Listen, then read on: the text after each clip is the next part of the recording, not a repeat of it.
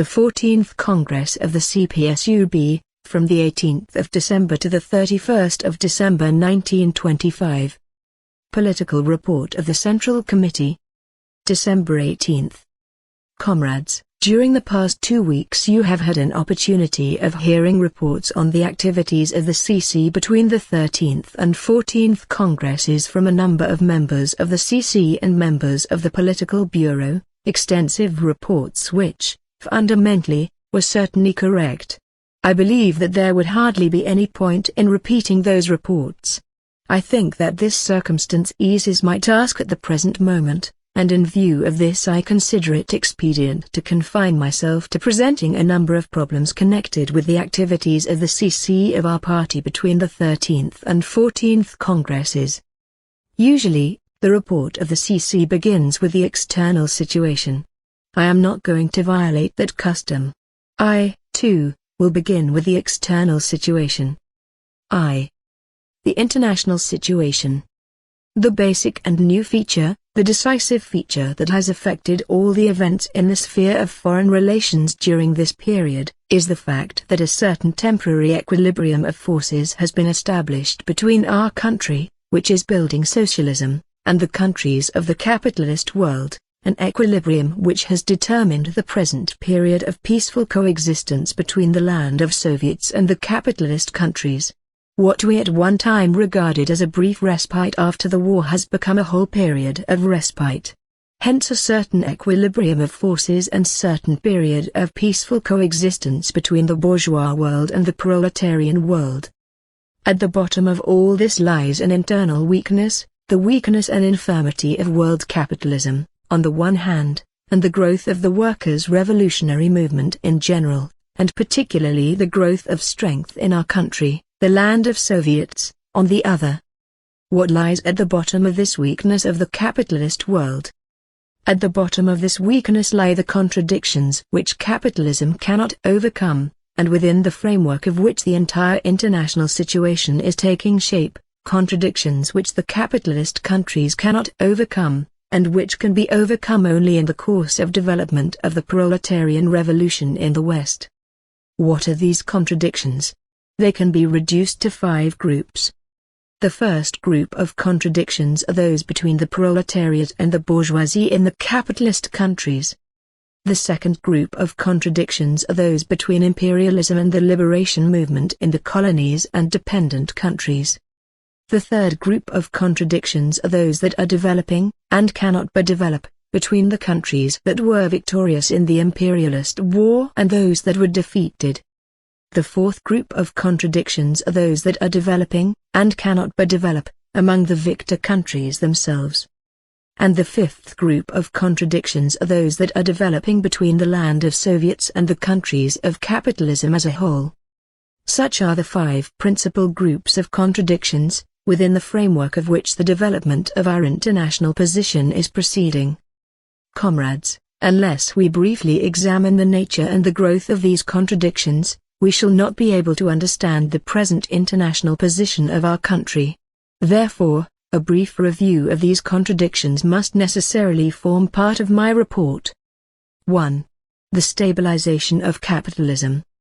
And so, let us begin with the first series of contradictions, those between the proletariat and the bourgeoisie in the capitalist countries. In this sphere, the basic facts may be reduced to the following. Firstly, capitalism is emerging, or has already emerged, from the chaos in production, trade and in the sphere of finance which set in, and in which it found itself, after the war. The party called this the partial, or temporary, stabilization of capitalism. What does that mean? It means that the production and trade of the capitalist countries, which had become terribly low at one time in the period of the post-war crisis, I have in mind the years 1919–20, have begun to make progress, and the political power of the bourgeoisie has begun to become more or less consolidated. It means that capitalism has temporarily extricated itself from the chaos in which it found itself after the war. Here are the figures, if we take Europe. Production in all the advanced countries of Europe is either making progress compared with 1919, is growing, reaching in some places 80–90% of the pre-war level, or is keeping on one level. Only in Britain are there some branches of production which have not yet straightened themselves out. In the main, if we take Europe as a whole, production and trade are making progress, although they have not yet reached the pre-war level. If we take the production of grain, we find that Britain has reached 80–85% of the pre-war level, France 83%, and Germany 68%. In Germany, the production of grain is rising very slowly. In France it is not rising, and in Britain it is sinking. All this is compensated for by imports of grain from America. Coal output in Britain in 1925 amounts to 90% of the pre-war level, in France to 107% of the pre-war level, in Germany to 93%. Steel production in Britain amounts to 98% of the pre-war level, in France to 102%, in Germany to 78%. Consumption of raw cotton in Britain is equal to 82% of the pre-war level, in France to 83%, in Germany to 81%. Britain's foreign trade shows an unfavorable balance and amounts to 94% of pre-war. That of Germany is slightly higher than in 1919 and also shows an unfavorable balance. That of France is now higher than the pre-war level, 102%. The level of European trade as a whole, taking 1921, was 63% of the pre-war level, but now, in 1925, it has reached 82% of that level. The budgets of these countries balance in one way or another, but the balance is obtained by imposing a frightful burden of taxation upon the population. There is a fluctuation in the currency in some countries, but, in general, the former chaos is not observed. The general picture is that the post-war economic crisis in Europe is passing away, production and trade are approaching the pre-war level. One of the European countries, France, has already surpassed the pre-war level in the sphere of trade and production, while another European country, I refer to Britain, still remains at one and the same, or almost one and the same, level without reaching the pre-war level.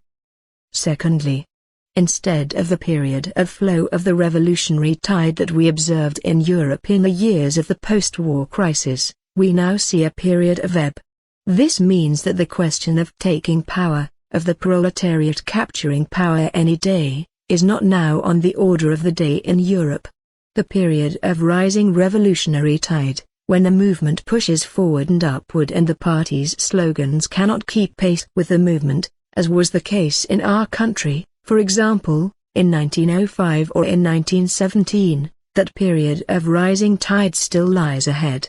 At present, however, it does not exist. Instead, there is a period of temporary ebb, a period in which the proletariat is accumulating forces, a period which is giving big results as regards indicating new forms of the movement, as regards the existence and growth of a mass movement under the banner of the struggle for trade union unity, as regards establishing and strengthening ties between the working class movement in the West and the working class movement in the Soviet Union, as regards a swing to the left, the British working class movement for example, as regards the disintegration of Amsterdam, the deep fissure in it, etc., etc. I repeat, we are in a period of accumulation of forces, which is of great importance for future evolutionary actions. It is the period in which the conquest of the mass organizations of the proletariat, the trade unions, etc., and the removal from their posts of the social democratic leaders becomes the slogan of the communist movement, as was the case in our country in 1911–12.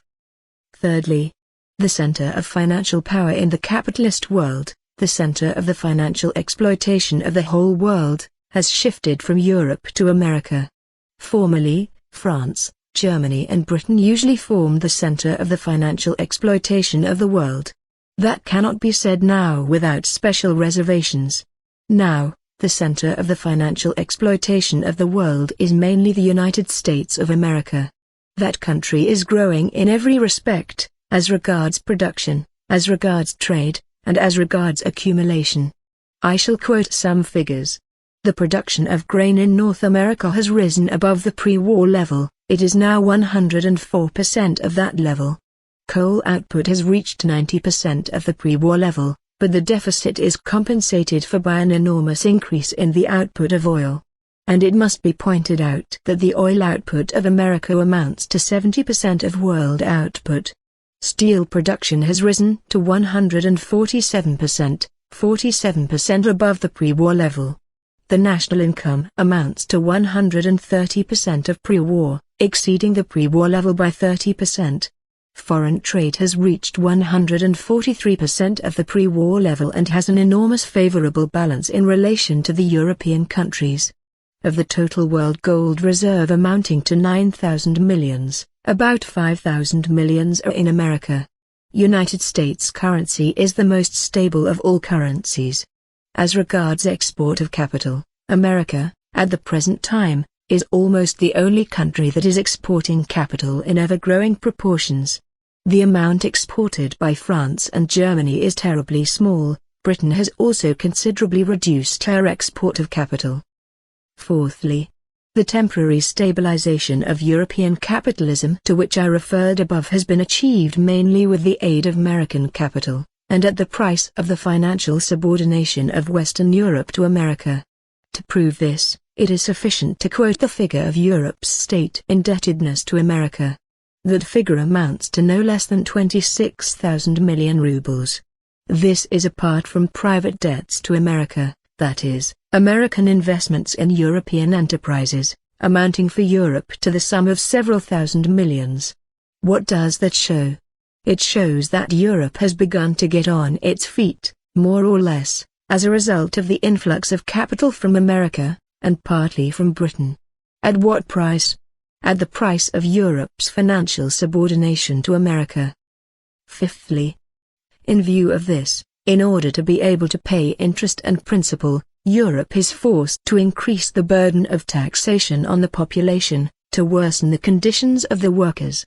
That is precisely what is happening now in the European countries. Already, before the payment of principal and interest has properly started, in Britain, for example, the burden of taxation as a percentage of the total national income has increased from 11% in 1913 to 23% in 1924. In France it has increased from 13% of the national income to 21%, and in Italy, from 13% to 19%. Needless to say, in the very near future the burden of taxation will grow still heavier. In view of this, the material conditions of the working people in Europe, and primarily those of the working class, will certainly deteriorate and the working class will inevitably become revolutionized. Symptoms of this revolutionization are already to be observed in Britain and in other European countries. I have in mind the definite swing to the left of the working class in Europe.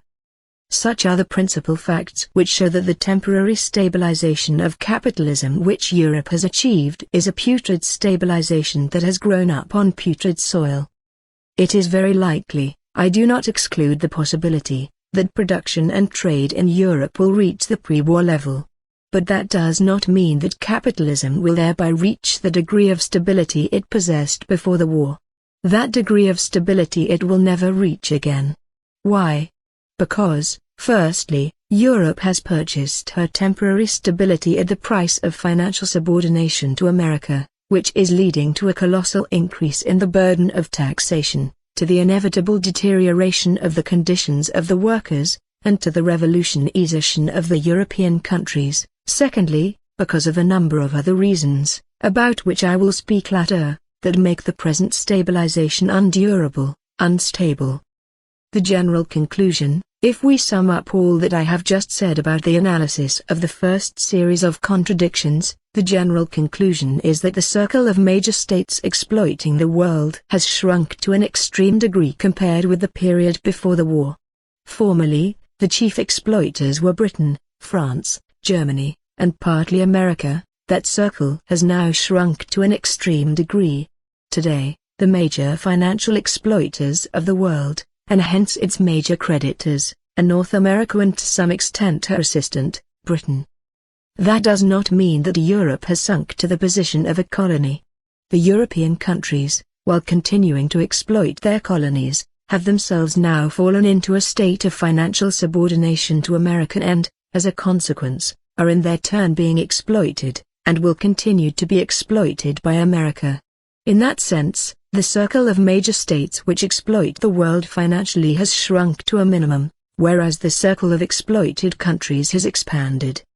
That is one of the reasons for the instability and internal weakness of the present stabilization of capitalism. 2. Imperialism, the colonies and semi-colonies. Let us pass to the second series of contradictions, those between the imperialist countries and the colonial countries.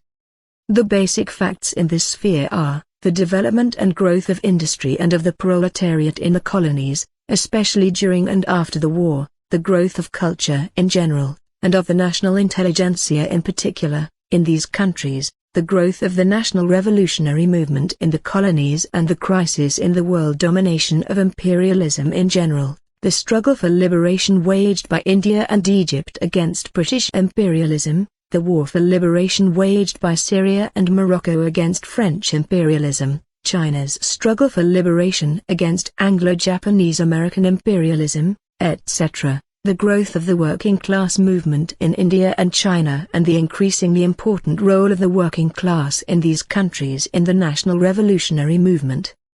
From this it follows that the great powers are faced with the danger of losing their chief rear, that is, the colonies. Here, the stabilization of capitalism is in a bad way, for the revolutionary movement in the oppressed countries, growing step by step, is beginning in some places to assume the form of open war against imperialism, Morocco, Syria, China, while imperialism is obviously unable to cope with the task of curbing its colonies. It is said, especially by bourgeois writers, that the Bolsheviks are to blame for the growing crisis in the colonies. I must say that they do us too much honor by blaming us for that. Unfortunately, we are not yet strong enough to render all the colonial countries direct assistance in securing their liberation. It is necessary to delve deeper to find the cause. The cause is, apart from everything else, that the European states, being obliged to pay interest on debts to America, are compelled to intensify oppression and exploitation in the colonies and dependent countries, and this cannot but lead to an intensification of the crisis and of the revolutionary movement in these countries. All this goes to show that, in this sphere, the affairs of world imperialism are more than in a bad way. Whereas, in the sphere of the first series of contradictions, European capitalism has become partly stabilized and the question of the proletariat seizing power any day does not arise for the time being. In the colonies the crisis has reached a climax and the question of expelling the imperialists from a number of colonies is on the order of the day. 3. Victors and vanquished. I pass to the third series of contradictions, those between the victor countries and the defeated countries. The basic facts in this sphere are the following. Firstly, after the Versailles Peace, Europe found herself split up into two camps, the camp of the vanquished, Germany, Austria and other countries, and the camp of the victors, the Entente plus America. Secondly, the circumstance must be noted that the victors, who had previously tried to strangle the defeated countries by means of occupation, I remind you of have abandoned this line and have adopted a different method, the method of financial exploitation, of Germany in the first place, and of Austria in the second place. This new method finds expression in the Dawes Plan, the unfavorable results of which are only now making themselves felt. Thirdly, the Locarno Conference, which was supposed to have eliminated all the contradictions between the victors and the vanquished, but which, actually, in spite of all the hullabaloo around this question, did not eliminate any of the contradictions but only aggravated them. The intention of the Dawes Plan is that Germany must pay the Entente no less than some 130,000 million gold marks in several installments. The results of the Dawes Plan are already making themselves felt in the deterioration of Germany's economic position, in the bankruptcy of a whole group of enterprises, in growing unemployment, etc. The Dawes Plan, which was drawn up in America, is as follows. Europe is to pay her debts to America at the expense of Germany, who is obliged to pay Europe reparations, but as Germany is unable to pump this sum out of a vacuum, she must be given a number of free markets, not yet occupied by other capitalist countries, from which she could gain fresh strength and fresh blood for the reparation payments. In addition to a number of unimportant markets, America has in view our Russian markets. According to the Dawes Plan, they are to be placed at Germany's disposal in order that she may be able to squeeze something out of them and have the wherewithal to make reparation payments to Europe, which, in its turn, must make payments to America on account of state debts. The whole plan is well constructed, but it reckons without the host, for it means for the German people a double yoke, the yoke of the German bourgeoisie on the German proletariat, and the yoke of foreign capital on the whole German people. To say that this double yoke will have no effect upon the German people would be a mistake. That is why I think that in this respect the Dawes Plan is fraught with an inevitable revolution in Germany. It was created for the pacification of Germany, but the Dawes Plan, must inevitably lead to a revolution in Germany. The second part of this plan, which says that Germany must squeeze money out of the Russian markets for the benefit of Europe, is also a decision that reckons without the host. Why? Because, we have not the least desire to be converted into an agrarian country for the benefit of any other country whatsoever, including Germany. We ourselves will manufacture machinery and other means of production. Therefore, to reckon that we shall agree to convert our motherland into an agrarian country for the benefit of Germany, means reckoning without the host. In this respect, the Dawes Plan stands on feet of clay. As for Locarno, it is merely a continuation of Versailles, and the only object it can have is to preserve the status quo, as they say in the language of diplomacy, that is, to preserve the existing order of things, under which Germany is the defeated country and the Entente the victor. The Locarno Conference gives this order of things juridical sanction in the sense that Germany's new frontiers are preserved to the advantage of Poland, are preserved to the advantage of France, that Germany loses her colonies, and at the same time, pinioned and forced into a Procrustean bed, must take all measures to pump out 130,000 million gold marks. To believe that Germany, which is growing and pushing forward, will resign herself to this situation means counting on a miracle.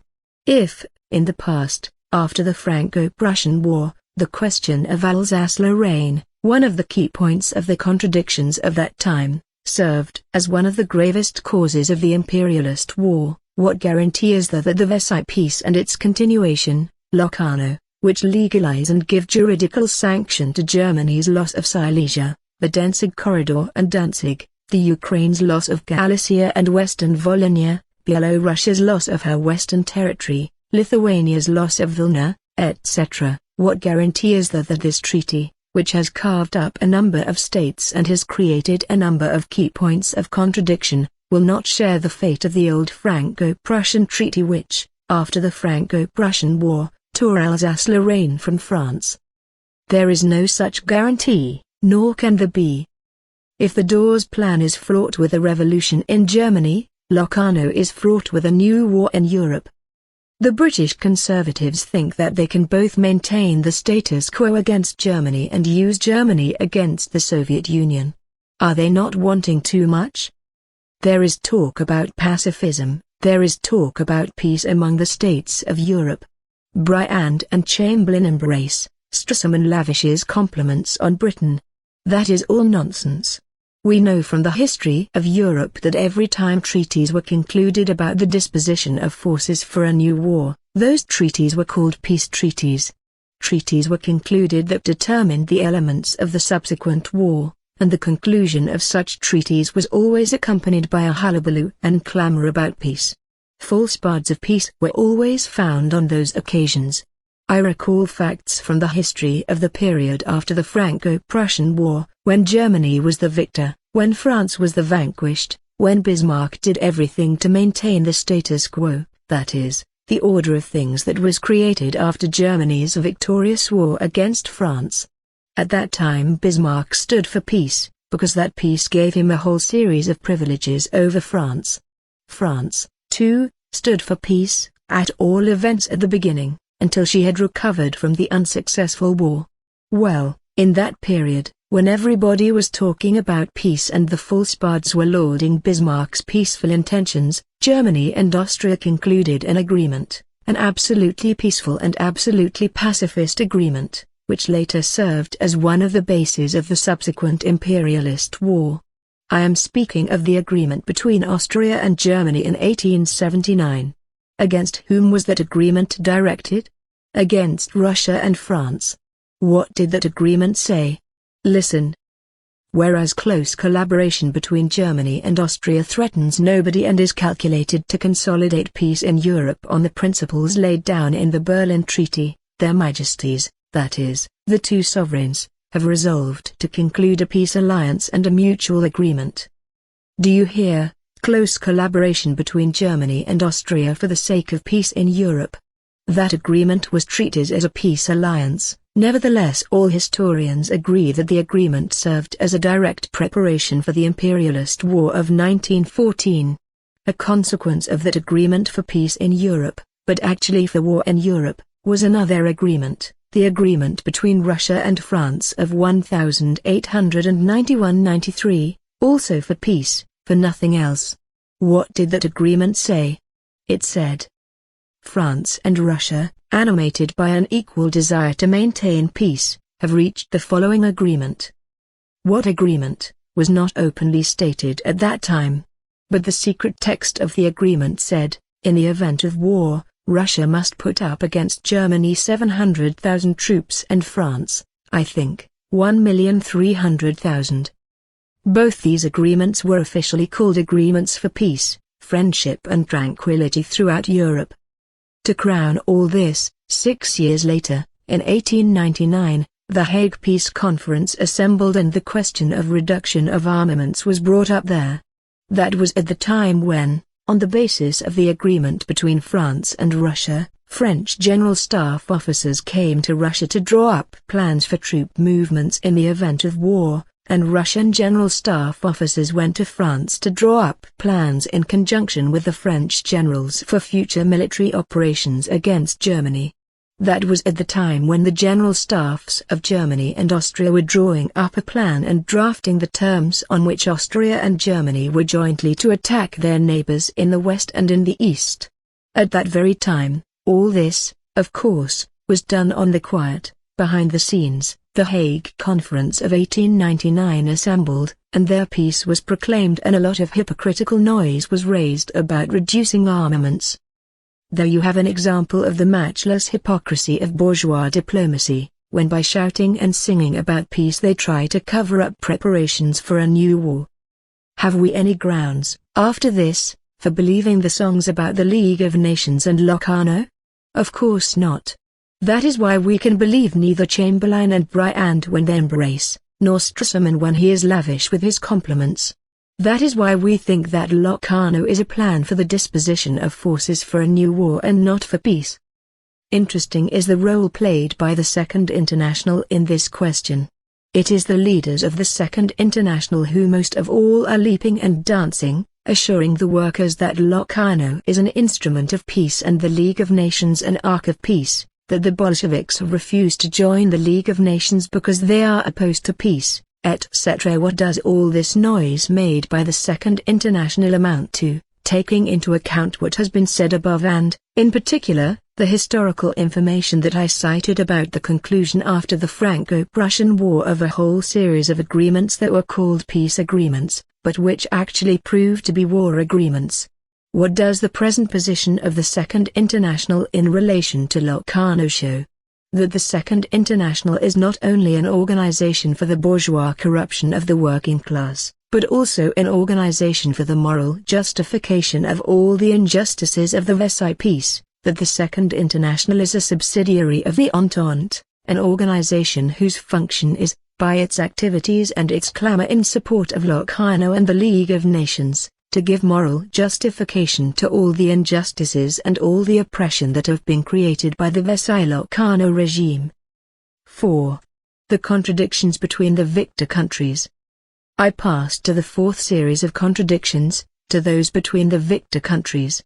The basic facts here are that, In spite of the existence of a sort of bloc between America and Britain, a bloc founded on an agreement between America and Britain against the annulment of Allied debts, in spite of this bloc, I say, the conflict of interests between Britain and America is not being allayed. On the contrary, it is becoming more intense. One of the principal problems now facing the world powers is the problem of oil. If, for example, we take America, we find that she produces about 70% of the world output of oil and accounts for over 60% of total world consumption. Well, it is just in this sphere, which is the principal nerve of the entire economic and military activities of the world powers, that America everywhere and always encounters opposition from Britain. If we take the two world oil companies, Standard Oil and Royal Dutch Shell, the former representing America and the latter Britain, we find that the struggle between those companies is going on in all parts of the world, wherever oil is obtainable. It is a struggle between America and Britain. For the problem of oil is a vital one, because who will command in the next war depends on who will have most oil. Who will command world industry and trade depends on who will have most oil.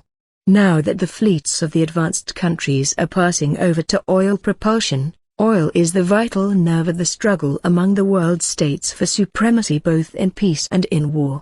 It is precisely in this sphere that the struggle between the British oil companies and the American oil companies is a mortal one, not always coming into the open, it is true, but always going on and smouldering, as is evident from the history of the negotiations and from the history of the clashes between Britain and America on this ground. It is sufficient to recall the series of notes of Hughes, when he was United States Secretary of State, directed against Britain on the oil question. The struggle is going on in South America, in Persia, in Europe, in those districts of Romania and Galicia where oil is to be found, in all parts of the world, sometimes in a concealed and sometimes in an open form. That is apart from such a fact of no little importance as the conflict of interests between Britain and America in China. You no doubt know that the struggle there is a concealed one, and that very often America, operating in a more flexible manner and refraining from the crude colonial methods which the British lords have not yet abandoned, succeeds in putting a spoke in Britain's wheel in China in order to oust Britain and pave the way for herself in China. Obviously, Britain cannot look upon this with indifference. I shall not dwell at length on the opposition of interests between France and Britain arising from the struggle for supremacy on the European continent. That is a generally known fact. It is also clear that the conflict of interests between Britain and France takes place not only over the question of hegemony on the continent, but also in the colonies. Information has got into the press that the war in Syria and Morocco against French imperialism was organized not without Britain's participation. I have no documents, but I think that this information is not altogether groundless. Nor shall I dwell on the opposition of interests between America and Japan. That, too, is common knowledge. It is enough to recall the recent American naval maneuvers in the Pacific and the Japanese naval maneuvers to understand why they took place. Lastly, I must mention a fact which must surprise everybody, namely, the colossal growth of armaments in the victor countries. I am speaking about the victors, about the contradictions among the victor states. These victors are called allies. True, America does not belong to the Entente, but she fought in alliance with it against Germany. Well, those allies are now arming themselves to the utmost. Against whom are they arming? In the past, when the Entente countries piled up armaments, they usually referred to Germany, saying that she was armed to the teeth and constituted a danger to world peace, owing to which it was necessary to arm for defense. But what about now? Germany as an armed force no longer exists, she has been disarmed. Nevertheless, the growth of armaments in the victor countries is proceeding as never before. How, for example, is the monstrous growth of the Air Force in France to be explained? How is the monstrous growth of armaments, and especially of the Navy, in Britain to be explained? How is the monstrous growth of the navies of America and Japan to be explained? What and whom are Messieurs the Allies, who jointly defeated Germany and disarmed her, afraid of? What are they afraid of? And why are they arming? And where is the pacifism of the Second International, which shouts about peace and does not see, pretends that it does not see, that the Allies, who have officially called each other friends, are feverishly arming against a non-existent enemy? What have the League of Nations and the Second International done to put a stop to this furious growth of armaments? Don't they know that with the growth of armaments the guns begin to go off of their own accord? Don't expect a reply from the League of Nations and the Second International. The point here is that the conflict of interests among the victor countries is growing and becoming more intense, that a collision among them is becoming inevitable, and, in anticipation of a new war, they are arming with might and main.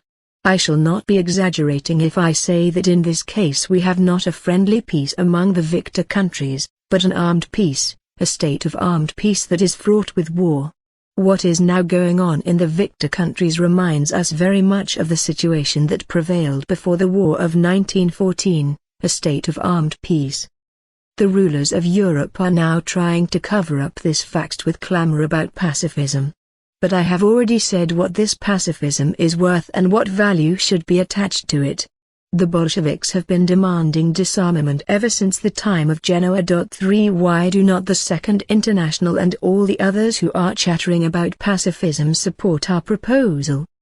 This circumstance shows once again that the stabilization, the temporary, partial stabilization, that Europe has achieved at the price of its own enslavement, is not lasting, for the contradictions between the victor countries are growing and becoming more intense, not to speak of the contradictions between the victor countries and the defeated countries.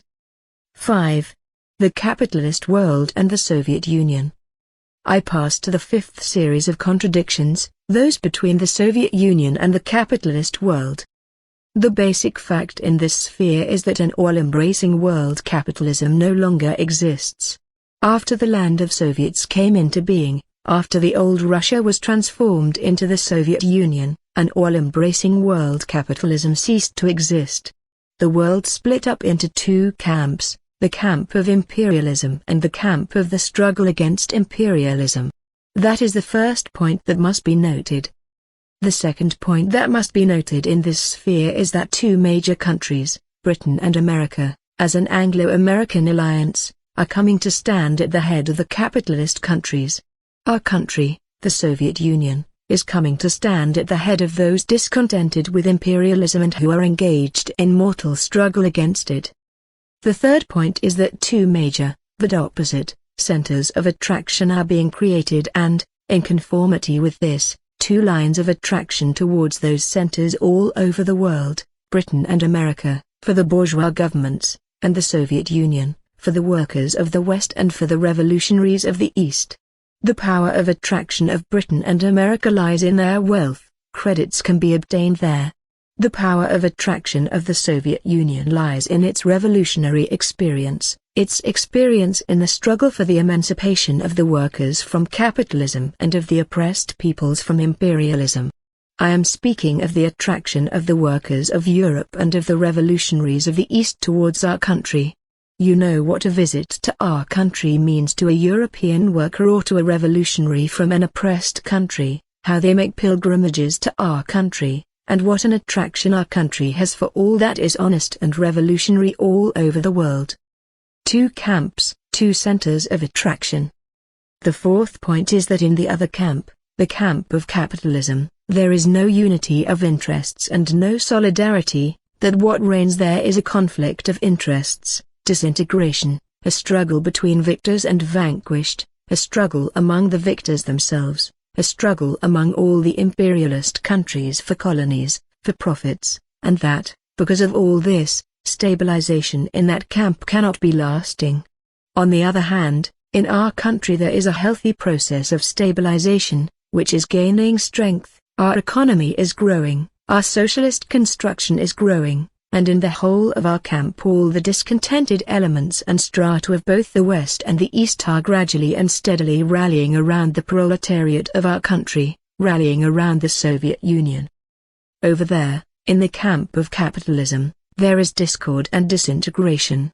Over here, in the camp of socialism, There is solidarity and an ever-increasing unity of interests against the common enemy, against imperialism. Such are the basic facts which I wanted to point out in the sphere of the fifth series of contradictions, the contradictions between the capitalist world and the Soviet world. I should like to dwell particularly on the fact which I have called the attraction of the revolutionary and socialist elements of the whole world towards the proletariat of our country. I have in mind the workers' delegations which come to our country, delegations which carefully probe every detail of our work of construction in order to convince themselves that we are able not only to destroy, but also to build the new. What is the significance of these workers' delegations, this pilgrimage of workers to our country, delegations which today reflect an entire stage in the development of the working class movement in the West? You have heard how leaders of the Soviet state met a British workers' delegation, and a German workers' delegation.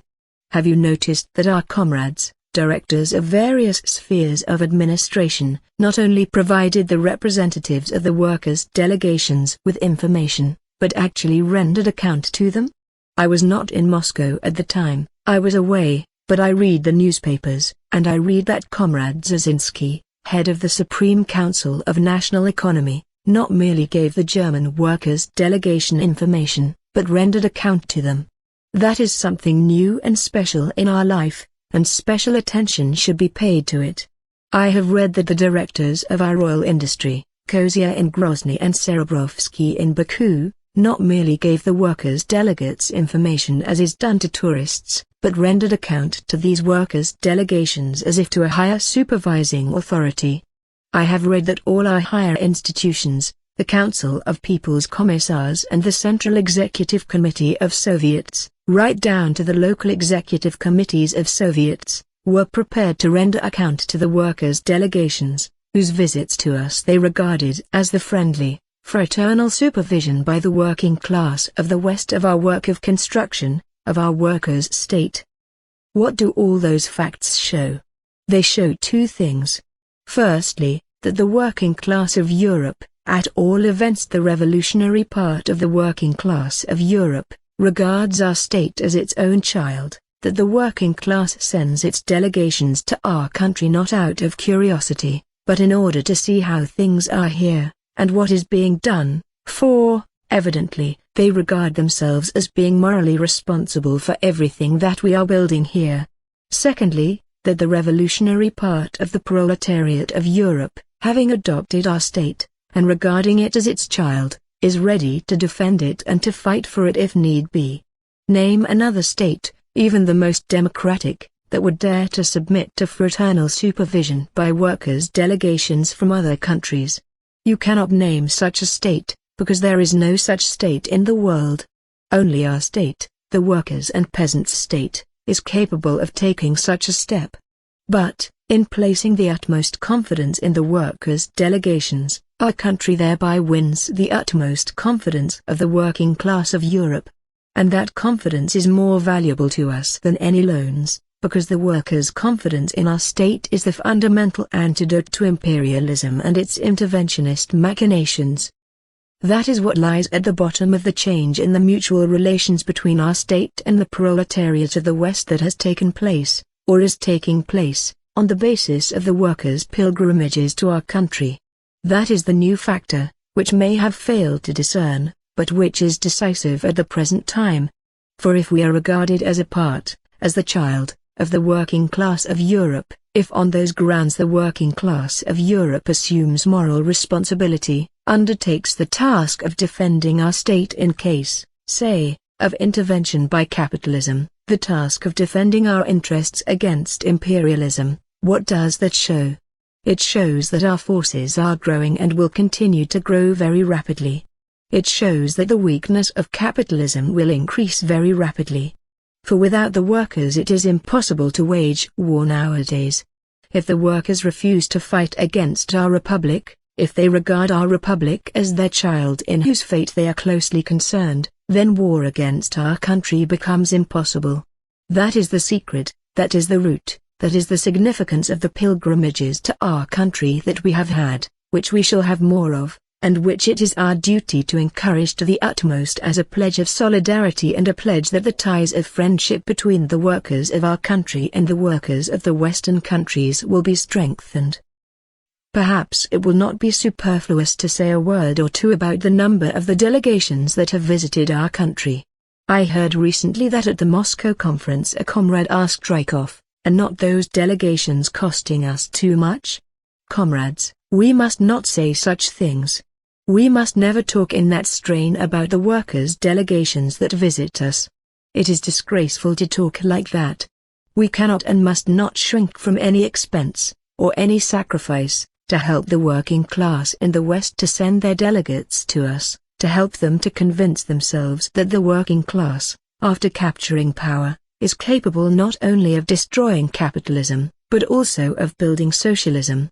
They, the workers of the West, many of them at any rate, are still convinced that the working class cannot do without the bourgeoisie. That prejudice is the chief disease of the working class in the West, injected into it by the Social Democrats. We shall not shrink from any sacrifice to give the working class in the West the opportunity, through their delegates, to convince themselves that the working class, after capturing power, is capable not only of destroying the old order, but also of building socialism.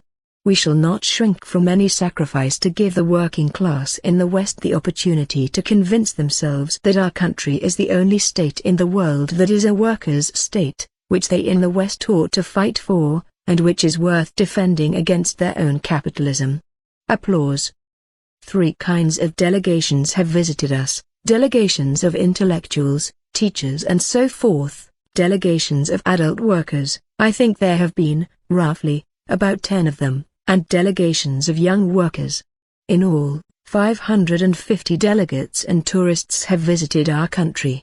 Another 16 delegations, registered with the All-Union Central Council of Trade Unions, are expected.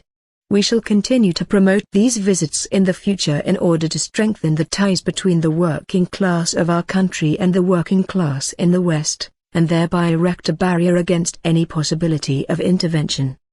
Such are the characteristic features of the basic contradictions that are corroding capitalism.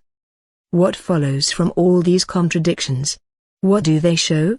They show that the capitalist world is being corroded by a whole series of internal contradictions which are enfeebling capitalism, that, on the other hand, our world, the world of socialism, is becoming more and more closely welded, more united, that because of this, on precisely this basis, there arose that temporary equilibrium of forces that put an end to war against us, that ushered in the period of peaceful coexistence between the Soviet state and the capitalist states.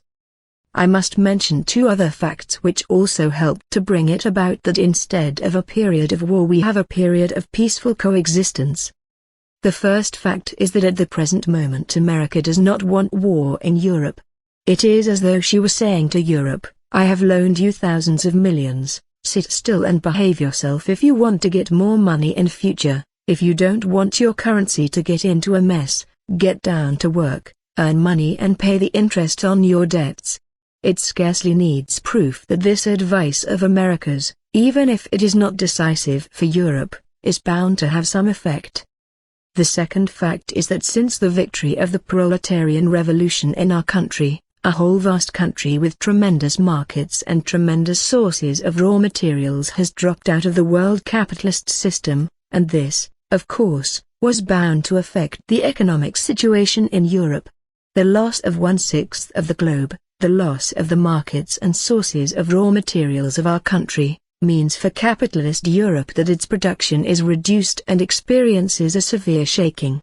And so, in order to put a stop to this alienation of European capital from our country, from our markets and sources of raw materials, it was found necessary to agree to a certain period of peaceful coexistence with us, in order to be able to find a way to our markets and sources of raw materials. Without this, it appears, it is impossible to achieve any economic stability in Europe. 6. The external position of the USSR. Such are all those factors that have led to a certain equilibrium of forces between the camp of socialism and the camp of capitalism all over the world, that have caused the period of war to be replaced by a period of respite, that have converted the brief respite into a whole period of respite, and have enabled us to carry out a sort of collaboration, as Illich called it, with the capitalist world. Hence the series of recognitions of the Soviet Union which has commenced, and which is bound to continue. I shall not enumerate the countries that have recognized us. I think that America is the only one of the big countries that has not done so. Nor shall I dilate on the fact that after these recognitions we concluded trade agreements, with Germany and Italy, for example. I shall not deal at length with the fact that our foreign trade has grown considerably, that America, a country which exports cotton to us, and Britain and Germany, countries which import our grain and agricultural produce, are particularly interested in this trade. There is one thing I must say, namely, that this year is the first year since the advent of the period of coexistence with the capitalist states in which we are entering into rich and wide commercial relations with the capitalist world on a more or less large scale. That, of course, does not mean that we have already done away with all those, so to speak, reservations, and all those claims and counterclaims, as they might be called, that have existed and still exist between our state and the states of the West. We know that payment of debts is being demanded of us. Europe has not yet forgotten this, and probably will not forget it, at any rate, not so soon. We are told that our pre-war debts to Europe amount to 6,000 millions, that the war debts are estimated at over 7,000 million rubles, hence, a total of 13,000 millions. Allowing for depreciation of currency, and subtracting from this sum the share of the border countries, it works out that we owe the West European states not less than 7,000 millions. It is known that our counterclaims in connection with the intervention of Britain, France and America during the Civil War amount, I think, to the figure, if we take Larin's calculations, of 50,000 million rubles. Consequently, they owe us 5 times more than we owe them. Larin, from his seat, we shall get it. Comrade Larin says that in good time we shall get all of it. Laughter. If, however, we make a more conservative calculation, as the People's Commissariat of Finance does, it will amount to no less than 20,000 million. Even then we stand to gain. Laughter. But the capitalist countries refuse to reconcile themselves to this, and we still figure in their lists as debtors. It is on this ground that snags and stumbling blocks arise during our negotiations with the capitalists. That was the case with Britain, and it will probably be the case with France as well. What is the position of the Central Committee of our party on this question? It is still what it was when the agreement was being concluded with MacDonald. 4. We cannot repeal the well-known law of our country, promulgated in 1918, annulling the Tsarist debts. 5. We stand by that law. We cannot repeal the decrees which were proclaimed, and which gave legal sanction to the expropriation of the expropriators in our country. We stand by those laws and will continue to do so. But we are not averse to making certain exceptions in the course of practical negotiations, in the case of both Britain and France, concerning the former Tsarist debts, on the understanding that we pay a small part and get something for it. We are not averse to satisfying the former private owners by granting them concessions, but again on the understanding that the terms of those concessions are not enslaving. On that basis we were able to reach agreement with MacDonald. The underlying basis of those negotiations was the idea of virtually annulling the war debts. It was precisely for this reason that this agreement was frustrated. By whom? Undoubtedly, by America.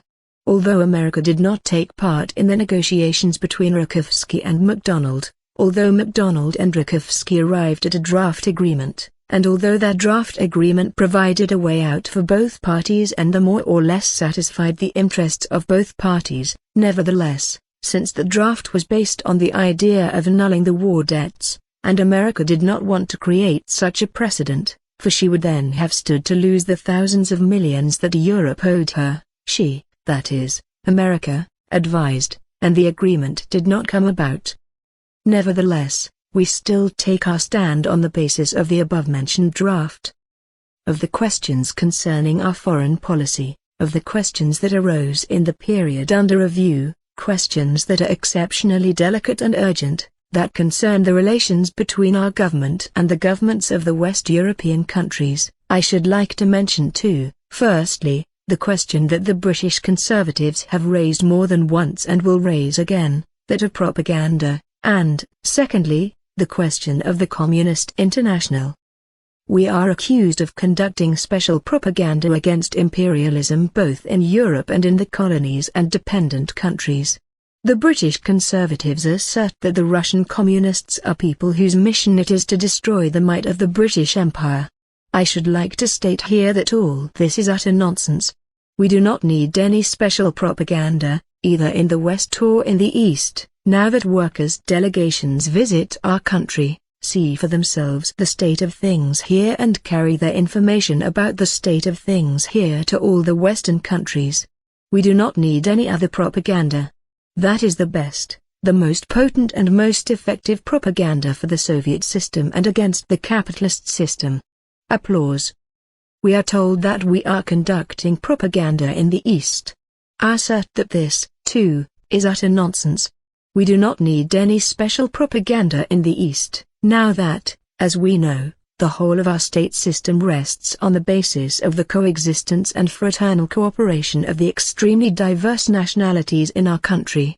Any Chinese, any Egyptian, any Indian, who comes to our country and stays here 6 months, has an opportunity of convincing himself that our country is the only country that understands the spirit of the oppressed peoples and is able to arrange cooperation between the proletarians of the formerly dominant nationality and the proletarians of the formerly oppressed nationalities.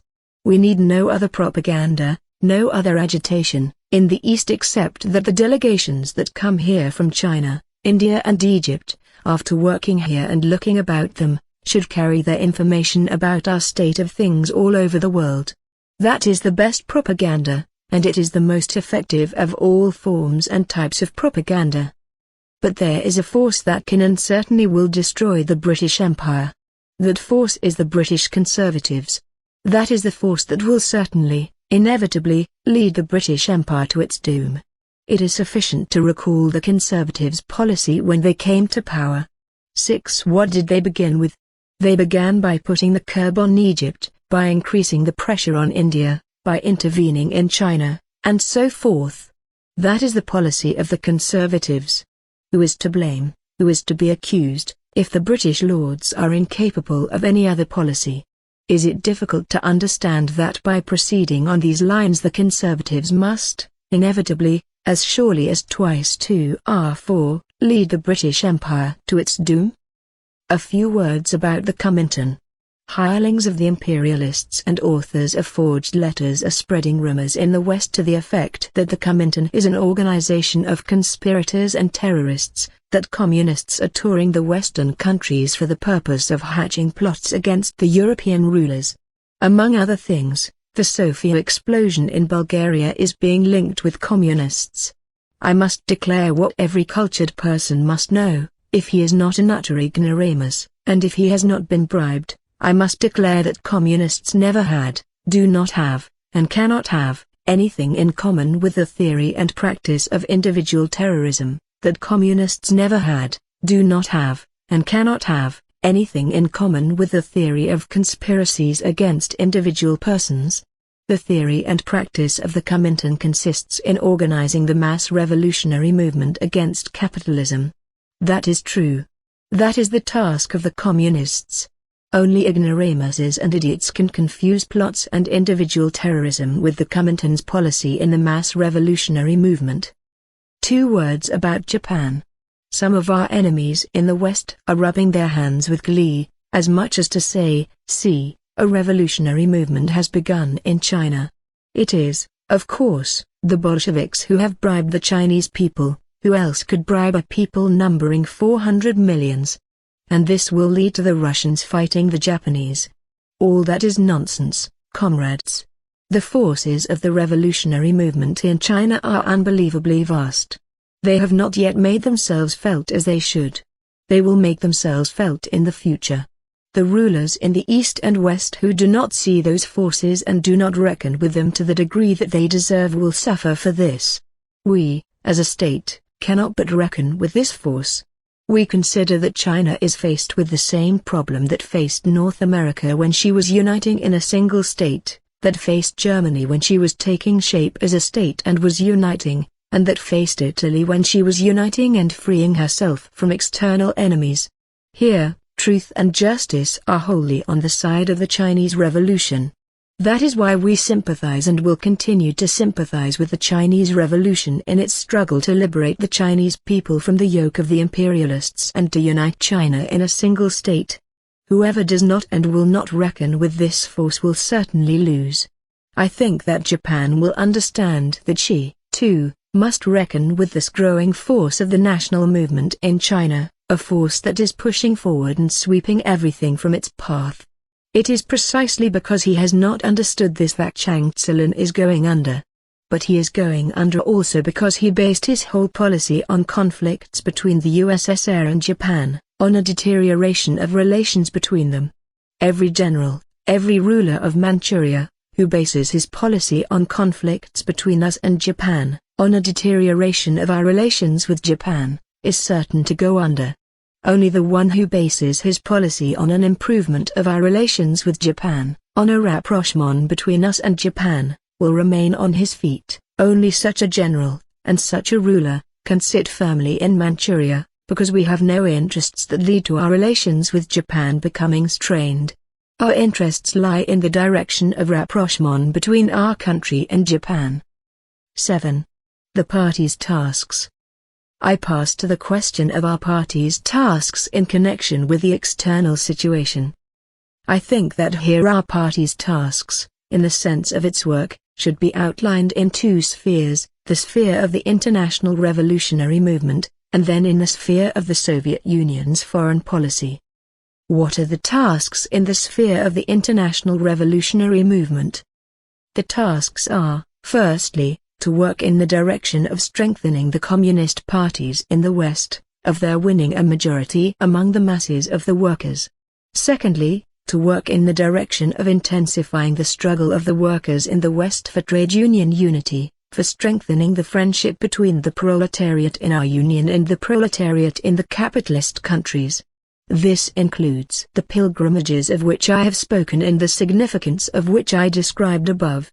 Thirdly, to work in the direction of strengthening the link between the proletariat in our country and the movement for liberation in the oppressed countries, for they are our allies in the struggle against imperialism.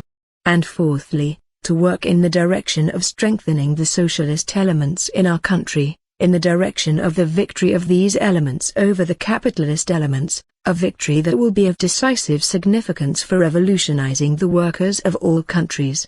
Usually, when speaking about our party's tasks in the sphere of the international revolutionary movement, our comrades confine themselves to the first three tasks and forget about the fourth task, namely, that our struggle in our country, the struggle for the victory of the socialist elements in our country over the capitalist elements, our struggle in the work of construction, is also of international significance, for our country is the base of the international revolution. For our country is the principal lever for expanding the international revolutionary movement, and if our work of construction here, in our country, proceeds at the proper tempo, it means that we are performing our work in all the other channels of the international revolutionary movement precisely in the way the party demands that we should perform it. Such are the party's tasks in the sphere of the international revolutionary movement. Now about the party's tasks in the sphere of our union's foreign policy.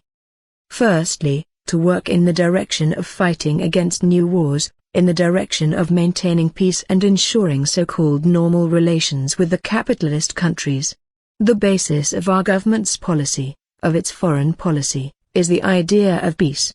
The struggle for peace, the struggle against new wars, the exposure of all the steps that are being taken to prepare a new war, the exposure of those steps that cover up actual preparation of war with the flag of pacifism, such is the task. It is precisely for this reason that we refuse to join the League of Nations, for the League of Nations is an organization for covering up the preparations for war. 4. To join the League of Nations, we must choose, as Comrade Litvinov has rightly expressed it, between the hammer and the anvil. Well, we do not wish to be either a hammer for the weak nations or an anvil for the strong ones. We want neither the one nor the other. We stand for peace. We stand for the exposure of all those steps that lead to war, no matter by what pacifist bunting they may be concealed. Whether the League of Nations or Locarno, it makes no difference. They can't fool us with a flag, nor frighten us with noise. Secondly, to work in the direction of expanding our trade with the outside world on the basis of the monopoly of foreign trade. Thirdly, to work in the direction of rapprochement with the countries that were defeated in the imperialist war, with those capitalist countries which were most humiliated and came off worst, and which, owing to this, are in opposition to the ruling alliance of great powers. Fourthly, to work in the direction of strengthening our link with the dependent and colonial countries. Such are the tasks that face the party at the present time in the sphere of international relations and the international working class movement. 2. The internal situation in the Soviet Union. I pass to the second part of the Central Committee's report. This part deals with the internal situation in our state and with the Central Committee's policy on questions concerning the internal situation. I should like to quote some figures. Although quite a number of figures have been published in the press recently, we cannot, unfortunately, avoid quoting some here. 1. The national economy as a whole. But, before passing to the figures, permit me to set out several general propositions which define our work in the building of a socialist economy. I intend to start with our economy. The first proposition. We are working and building in the circumstances of capitalist encirclement. That means that our economy and work of construction will develop in the contradiction, in conflicts, between our system of economy and the capitalist system of economy. We cannot possibly avoid this contradiction. It is the framework within which the struggle between the two systems, the socialist and the capitalist systems, must proceed. It means, furthermore, that our economy must be built not only amidst its opposition to the capitalist economy outside our country, but also amidst the opposition between the different elements within it, the opposition between the socialist elements and the capitalist elements. Hence the conclusion, we must build our economy in such a way as to prevent our country from becoming an appendage of the world capitalist system, to prevent it from being drawn into the general system of capitalist development as a subsidiary enterprise of this system, so that our economy develops not as a subsidiary enterprise of world capitalism, but as an independent economic unit, based mainly on the home market, based on the bond between our industry and peasant economy in our country. There are two general lines. One takes as its starting point that our country must for a long time yet remain an agrarian country, must export agricultural produce and import equipment, that we must adopt this standpoint and develop along this line in the future. In essence, this line demands that we should wind up our industry. It found expression recently in Shannon's theses, perhaps some of you have read them in Economic Sciences 7. To follow this line would mean that our country would never be able, or almost never be able, to become really industrialized, that instead of being an economically independent unit based on the home market, our country would, objectively, have to become an appendage of the general capitalist system. That line means the abandonment of our construction tasks. That is not our line. There is another general line, which takes as its starting point that we must exert all efforts to make our country an economically self-reliant, independent country based on the home market, a country that will serve as a center of attraction for all other countries that little by little drop out of capitalism and enter the channel of socialist economy. That line demands the utmost expansion of our industry, but proportionate to and in conformity with the resources at our command. It emphatically rejects the policy of converting our country into an appendage of the world capitalist system. That is our line of construction, the line followed by the party and which it will continue to follow in the future. That line is imperative as long as the capitalist encirclement exists.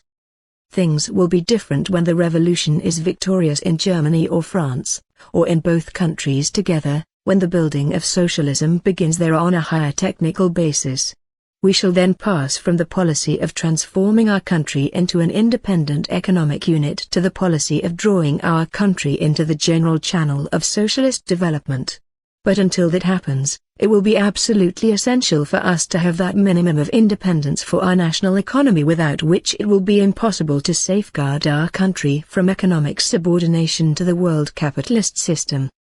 That is the first proposition.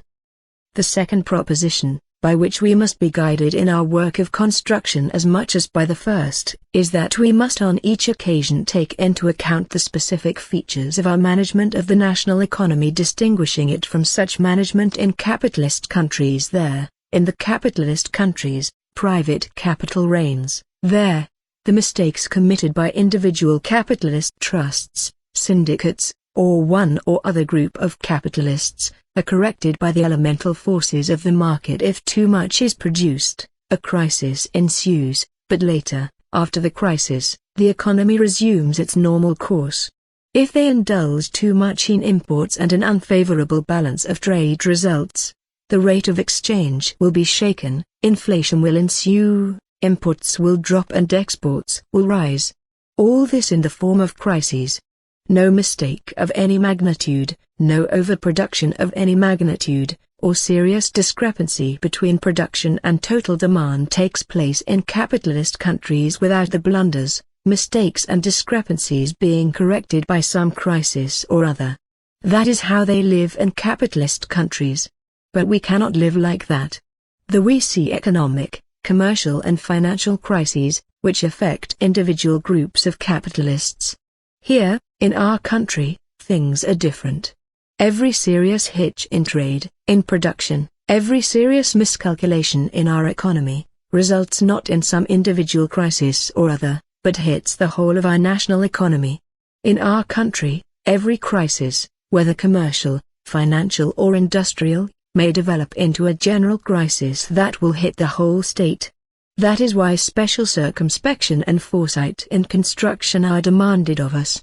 That is why we here must manage our economy in a planned way so that there are fewer miscalculations, so that our management of economy is conducted with supreme foresight, circumspection and accuracy. But since, comrades, we, unfortunately, do not possess exceptional foresight, exceptional circumspection, or an exceptional ability to manage our economy without error, since we are only just learning to build, we make mistakes, and will continue to do so in the future. That is why, in building, we must have reserves with which to correct our blunders. Our entire work during the past 2 years has shown that we are not guaranteed either against fortuities or against errors. In the sphere of agriculture, very much depends in our country not only on the way we manage, but also on the forces of nature, crop failures, etc. In the sphere of industry, very much depends not only on the way we manage, but also on the home market, which we have not yet mastered.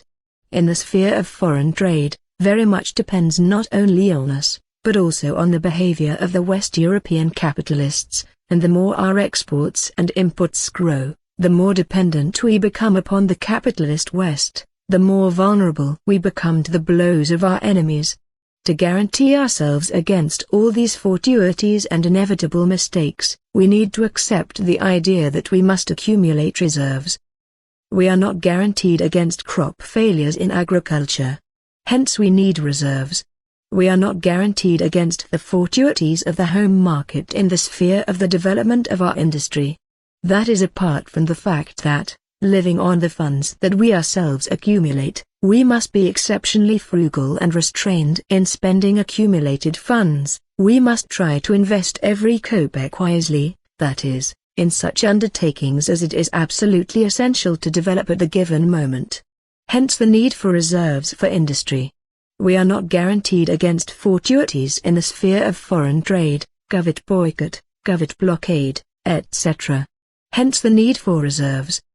We could double the sum allocated for agricultural credits, but then the necessary reserve for financing industry would not be left. The development of industry would lag far behind agriculture. The output of manufactured goods would shrink, resulting in inflated prices of manufactured goods and all the consequences following from that. We could double the assignments for the expansion of industry, but that would mean a rapid rate of industrial development which we would not be able to maintain owing to the great shortage of free capital, and it would certainly lead to a breakdown, not to speak of the fact that the reserve from which to provide credits for agriculture would be lacking. We could push forward the growth of our imports, chiefly import of equipment, to twice the amount we import now, in order to promote the rapid development of industry, but that might cause an excess of imports over exports, which would result in an unfavorable balance of trade and in the depreciation of our currency, that is, the only basis on which it is possible to plan and develop industry would be undermined. We could recklessly develop exports to the utmost, ignoring the state of the home market, but that would certainly cause great complications in the towns in the form of a rapid rise in the prices of agricultural produce and, consequently, in the form of the undermining of wages and a certain degree of artificially organized famine with all the consequences resulting from that.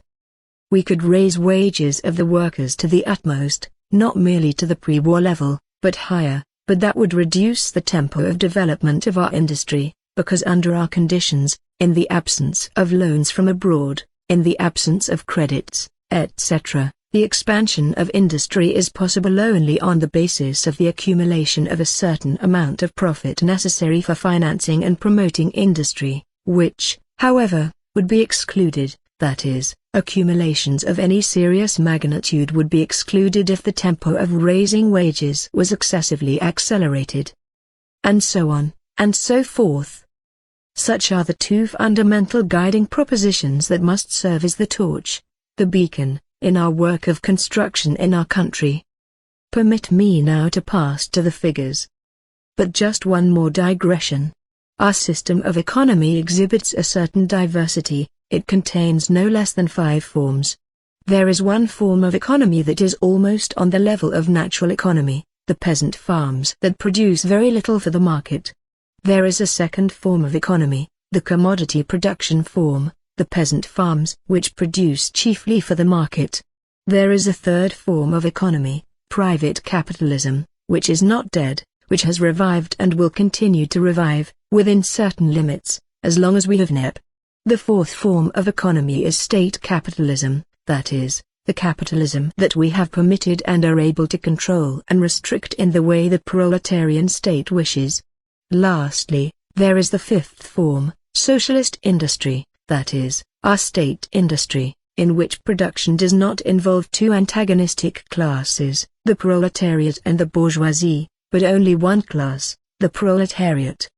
I should like to say a word or two about these 5 forms of economy, because otherwise it will be difficult to understand the group of figures I intend to quote and the trend that is observed in the development of our industry, the more so that Lenin already dealt in considerable detail with these 5 forms of economy in our social systemate and taught us to take the struggle among these forms into account in our work of construction.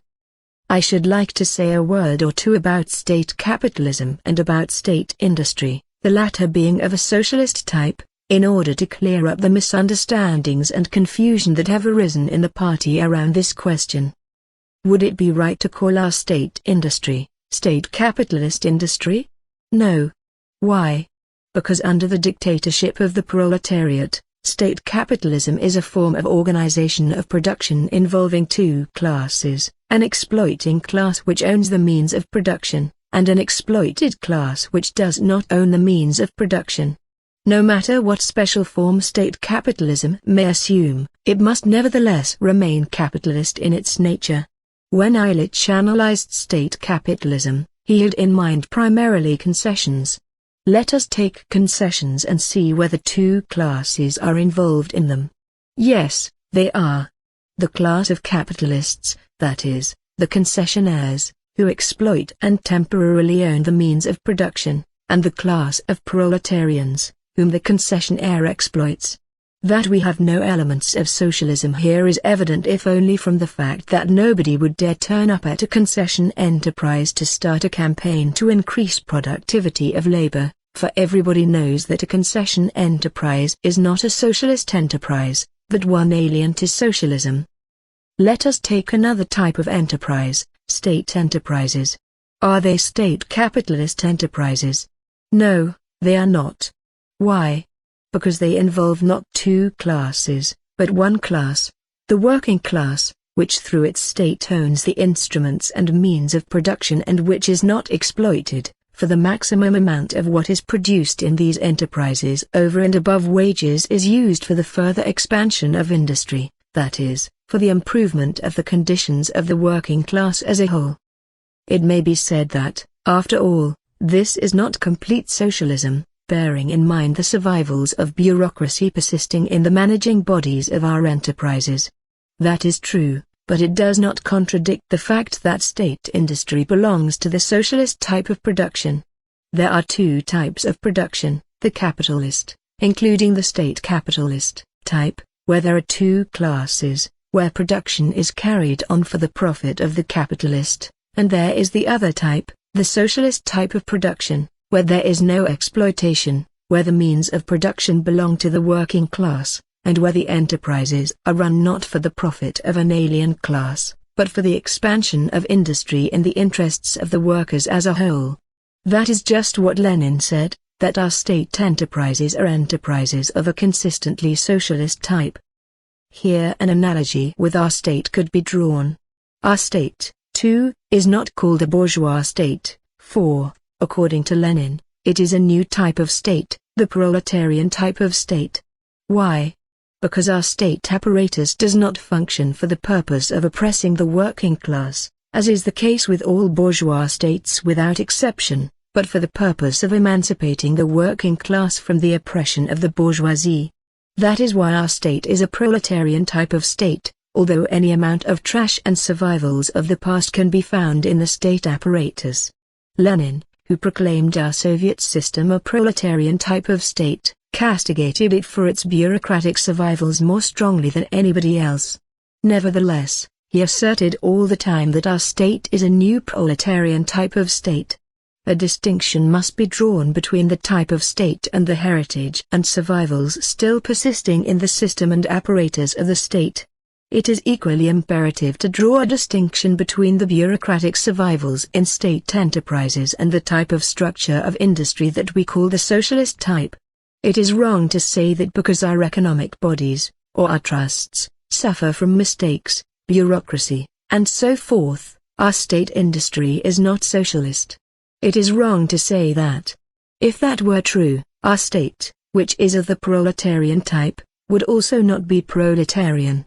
I can name quite a number of bourgeois apparatuses that function better and more economically than our proletarian state apparatus, but that does not mean that our state apparatus is not proletarian, that our type of state apparatus is not superior to the bourgeois type. Why?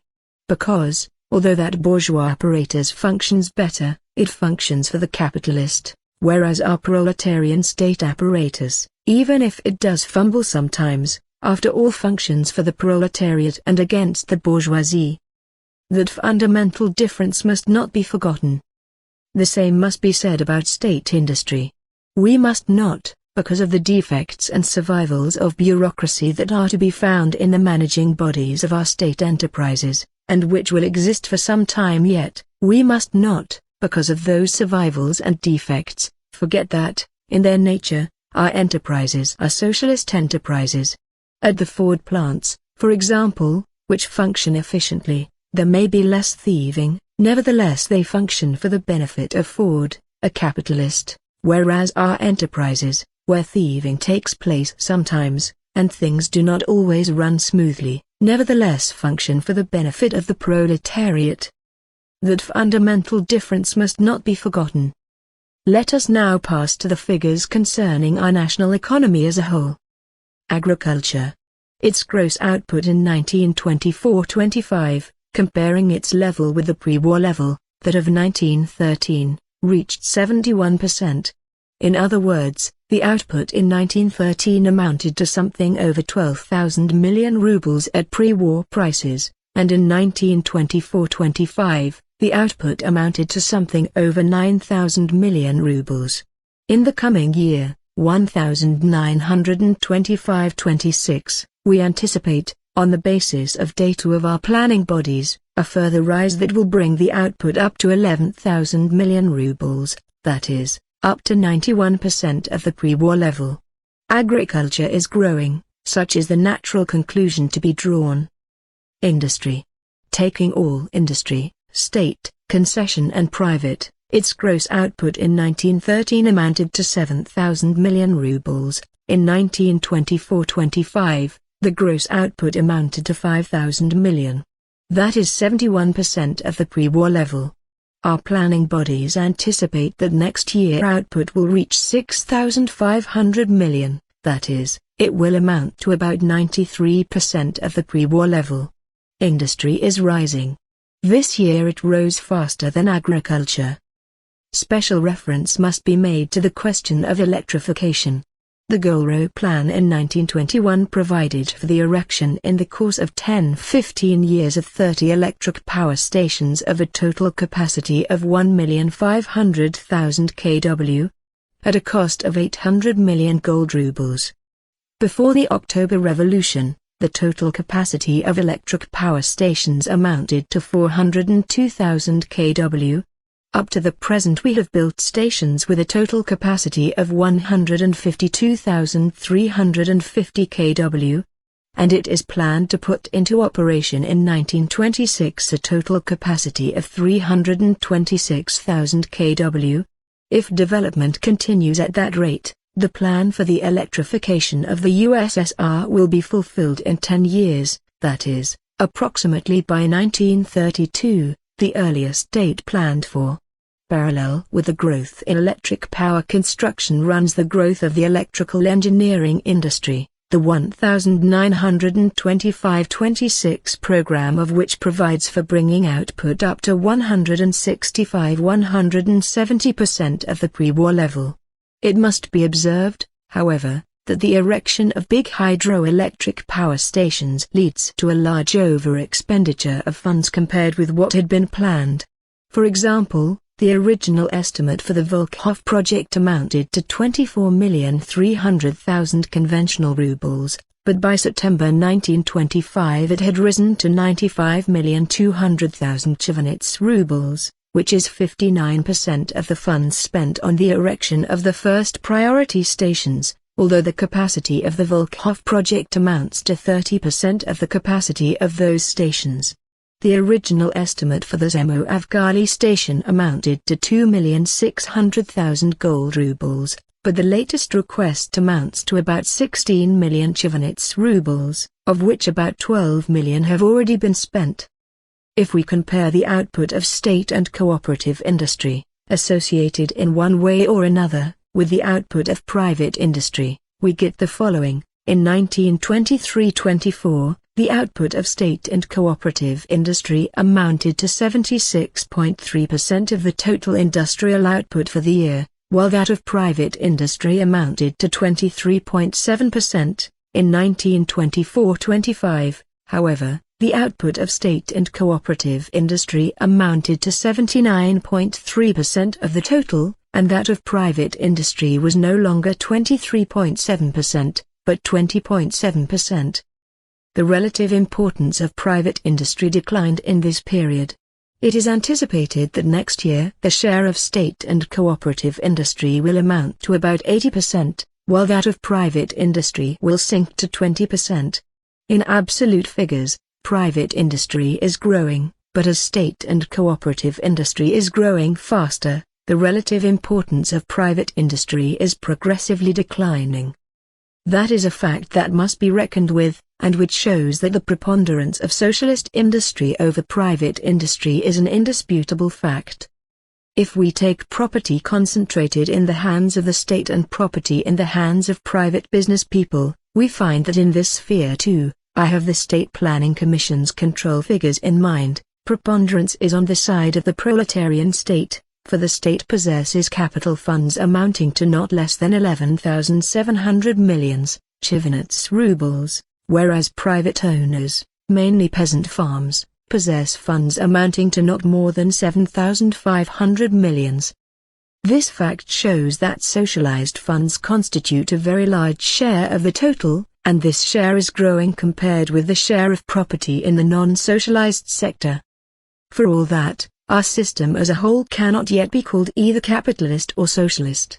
Our system as a whole is transitional from capitalism to socialism, a system in which privately owned peasant production still preponderates as regards volume of output, but in which the share of socialist industry is steadily growing.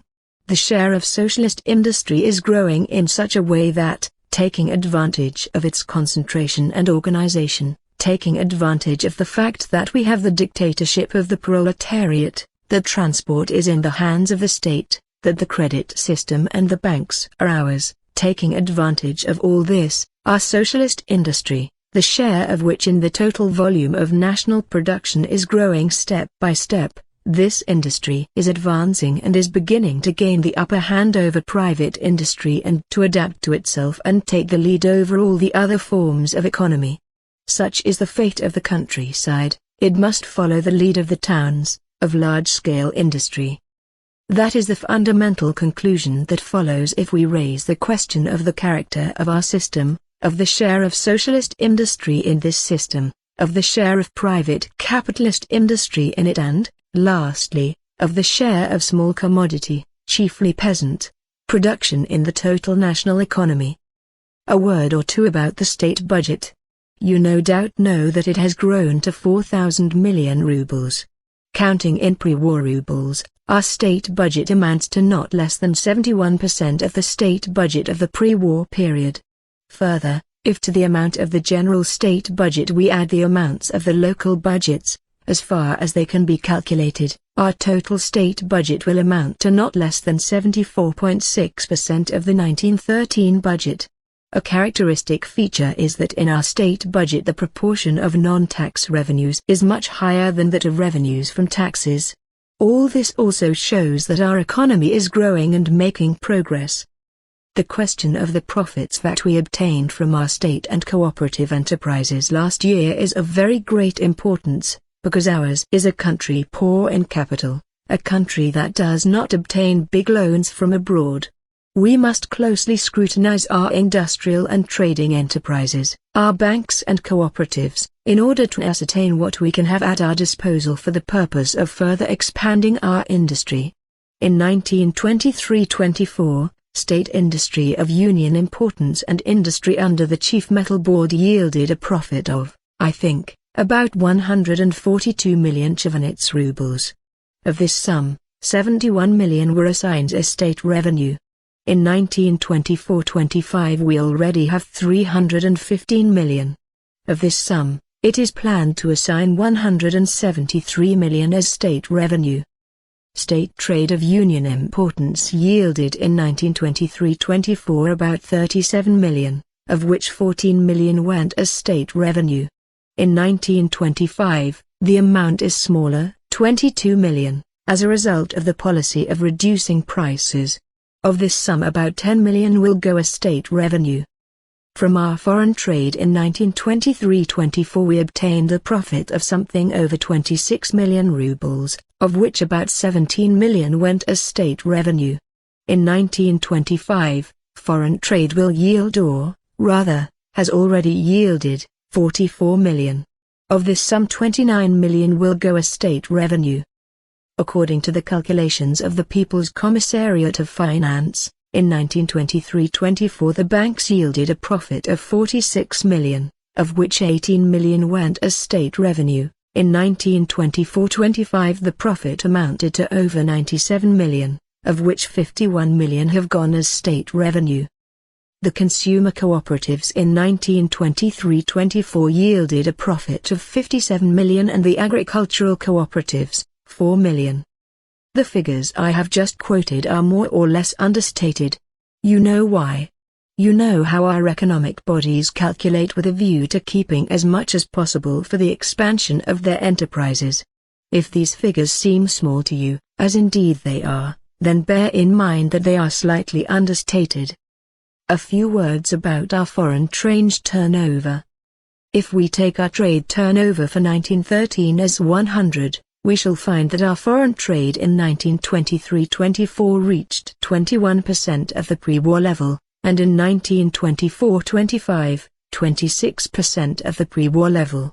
Exports in 1923-24 amounted to 522 million rubles, imports, 439 million, total turnover, 961 million, favorable balance, 83 million. In 1923-24 we had a favorable balance of trade. In 1924-25 exports amounted to 564 million, imports, 708 million. Total turnover, 1,272 million, balance, minus 144 million. This year we ended our foreign trade with an unfavorable balance of 144 million. Permit me to dwell on this somewhat. People here are often inclined to attribute this unfavorable balance of trade in the past economic year to the fact that we imported a large quantity of grain this year owing to the crop failure. But we imported grain amounting to 83 million, whereas the trade deficit amounts to 144 million. What does that deficit lead to? To this, by buying more than we sell, by importing more than we export, we put in jeopardy our balance of payments and therefore our currency as well. We received a directive from the 13th Party Congress that the party should at all costs secure a favorable balance of trade. 9. I must admit that all of us, both the Soviet bodies and the Central Committee, committed a gross error here in failing to carry out the directive given us. It was difficult to carry it out, nevertheless we could have obtained at least a small favorable balance if we had made a real effort. We committed this gross error and the Congress must rectify it. Incidentally, the Central Committee itself attempted to rectify it in November this year at a special meeting at which it examined the figures of our imports and exports and adopted a decision that next year, at that meeting we outlined the chief elements of our foreign trade for the coming year, that next year our foreign trade should end with a favorable balance of at least 100 million. That is essential. That is absolutely essential for a country like ours, where we have little capital, where import of capital from abroad does not take place, or only to a minimal degree, and where the balance of payments, its equilibrium, must be maintained by the balance of trade in order to prevent our chiv and its currency from being shaken, and in order, by maintaining our currency, to preserve the possibility of further expanding our industry and agriculture. You have all experienced what an unstable currency means. We must not fall into such an unfortunate position again. We must take all measures to eradicate all factors that could later on result in conditions capable of shaking our currency. Such are the figures and considerations concerning our national economy as a whole, concerning industry and agriculture in particular, concerning the relative importance of socialist industry in relation to the other forms of economy, and concerning those leading ideas in the building of socialism of which I have spoken, and which the Central Committee of our party takes. 2. Industry and agriculture.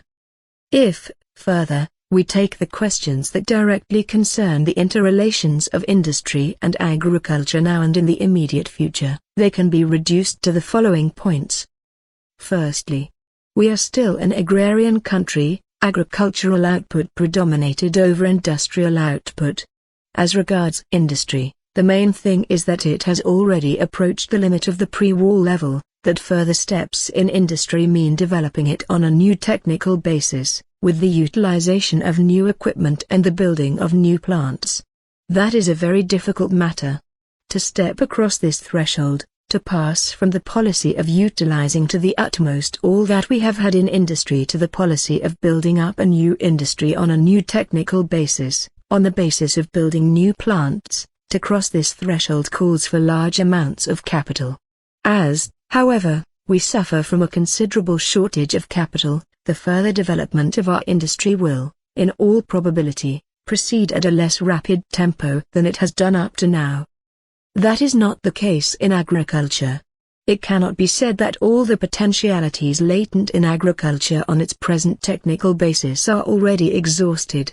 Unlike industry, agriculture can make rapid progress for a certain time even on its present technical basis.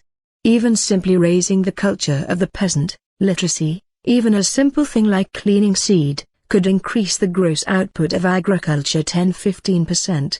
Just reckon up what that means for the entire country. Such are the potentialities still latent in agriculture. That is why the further development of agriculture does not, for the time being, encounter the technical difficulties that our industry does. That is why the discrepancy between the balance of output of industry and the balance of output of agriculture will continue to grow during the next few years, because agriculture possesses a number of inherent potentialities which are far from being utilized yet, and which are due to be utilized during the next few years. What are our tasks in view of this circumstance? First of all, to raise our large-scale state industry at all costs, overcoming the difficulties that confront us. Next, to raise the local type of Soviet industry. Comrades, we cannot concentrate only on the development of union industry, because union industry, our centralized trusts and syndicates, cannot satisfy all the diverse tastes and requirements of a 140,000,000 population. To be able to satisfy these requirements, we must see to it that life, industrial life, is pulsating in every district, in every okrug, in every gubernia, region and national republic. Unless we unleash the forces latent in the localities for the purpose of economic construction, unless we lend local industry every support, beginning with the districts and okrugs, unless we unleash all these forces, we shall not be able to achieve that general upswing of economic construction in our country that Lenin spoke about. Unless we do this, unless we link the interests and benefits of the center with the interests and benefits of the localities, we shall not solve the problem of stimulating initiative in the work of construction, the problem of a general economic upswing in the country, the problem of securing the speediest industrialization of the country. Secondly, formerly, the problem in relation to fuel was that of overproduction. Now we are approaching the problem of a fuel crisis, because our industry is growing faster than the fuel supply. We are approaching the level on which our country stood under the bourgeois system, when there was a shortage of fuel and we were obliged to import it. In other words, the position is that there is a discrepancy between the balance of fuel output and the balance of output of industry, the requirements of industry. Hence the task of accelerating the development of our fuel industry, of improving its technical equipment, so that its development should be able to overtake, the development of industry. Thirdly, there is some discrepancy between the balance of output of metals and the balance of the national economy as a whole. If we calculate the minimum metal requirements and the maximum possibility of producing metals, we shall find that we have a shortage running into tens of millions. Under these conditions, our economy, and our industry in particular, cannot make further progress. That is why this circumstance must receive special attention. Metal is the foundation of foundations of our industry, and its balance of output must be made to correspond to the balance of industry and transport. Fourthly, the discrepancy between the balance of our skilled labor power and the balance of our industry. A number of figures have been published in the press and I will not quote them. I will merely say that the additional skilled labor power required for the whole of industry in 1925-26 amounts to 433,000 people, and we can supply only a fourth of the number required. Fifthly, I should like to mention one other defect and discrepancy, namely, that the standards for using railway rolling stock exceed all limits. The demand for rolling stock is so great that next year we shall be obliged to use locomotives and freight wagons, not to 100% of their capacity, but to 120–130%. Thus, the fixed capital of the People's Commissariat of Transport will be subjected to excessive wear and tear, and we may be faced with disaster in the near future if we do not take resolute measures. Such are all the defects and discrepancies which exist in our national economy in general, and in our industry in particular, and which must be overcome. 3. Questions concerning trade. Permit me now to pass to questions concerning trade.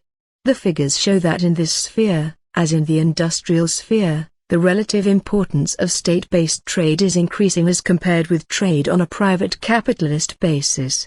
If we take the total internal trade turnover before the war as being equal to 20,000 million commodity rubles, we find that the turnover for 1923-24 amounted to 10,000 million, that is, 50% of pre-war, while that for 1924-25 equals 14,000 million, that is, 70%. The general growth of the internal turnover is beyond doubt. Speaking of the state's share in that turnover, we find that in 1923-24, the state's share amounted to 45% of the total internal trade turnover, the share of the cooperatives was 19%, and the share of private capital 35%. In the following year, that is, in 1924-25, the state's share amounted to 50%, the share of the cooperatives, instead of 19%, was 24.7%, and the share of private capital, instead of 35%, was 24.9%. The share of private capital in the total turnover is falling, the shares of the state and of the cooperatives are rising. If we divide the turnover into two parts, wholesale and retail, we shall see the same trend. The state's share of wholesale trade in 1923-24 amounted to something over 62% of the total turnover. In 1924-25 it amounted to 68.9%. An obvious increase. The share of the cooperatives shows an increase from 15 to 19%. The share of private trade was 21%. Now it is 11%. In retail trade, the state's share in 1923-24 amounted to 16%. In 1924-25 it was almost 23%. The cooperative's share of retail trade last year was 25.9%, and in 1924-25 it was 32.9%. The growth is beyond doubt. Private capital's share of the retail trade in 1923-24 amounted to 57%. Now it is 44.3%. We have obviously crossed the threshold in the sphere of retail trade. Last year, private capital predominated in retail trade. This year, the state and the cooperatives predominate.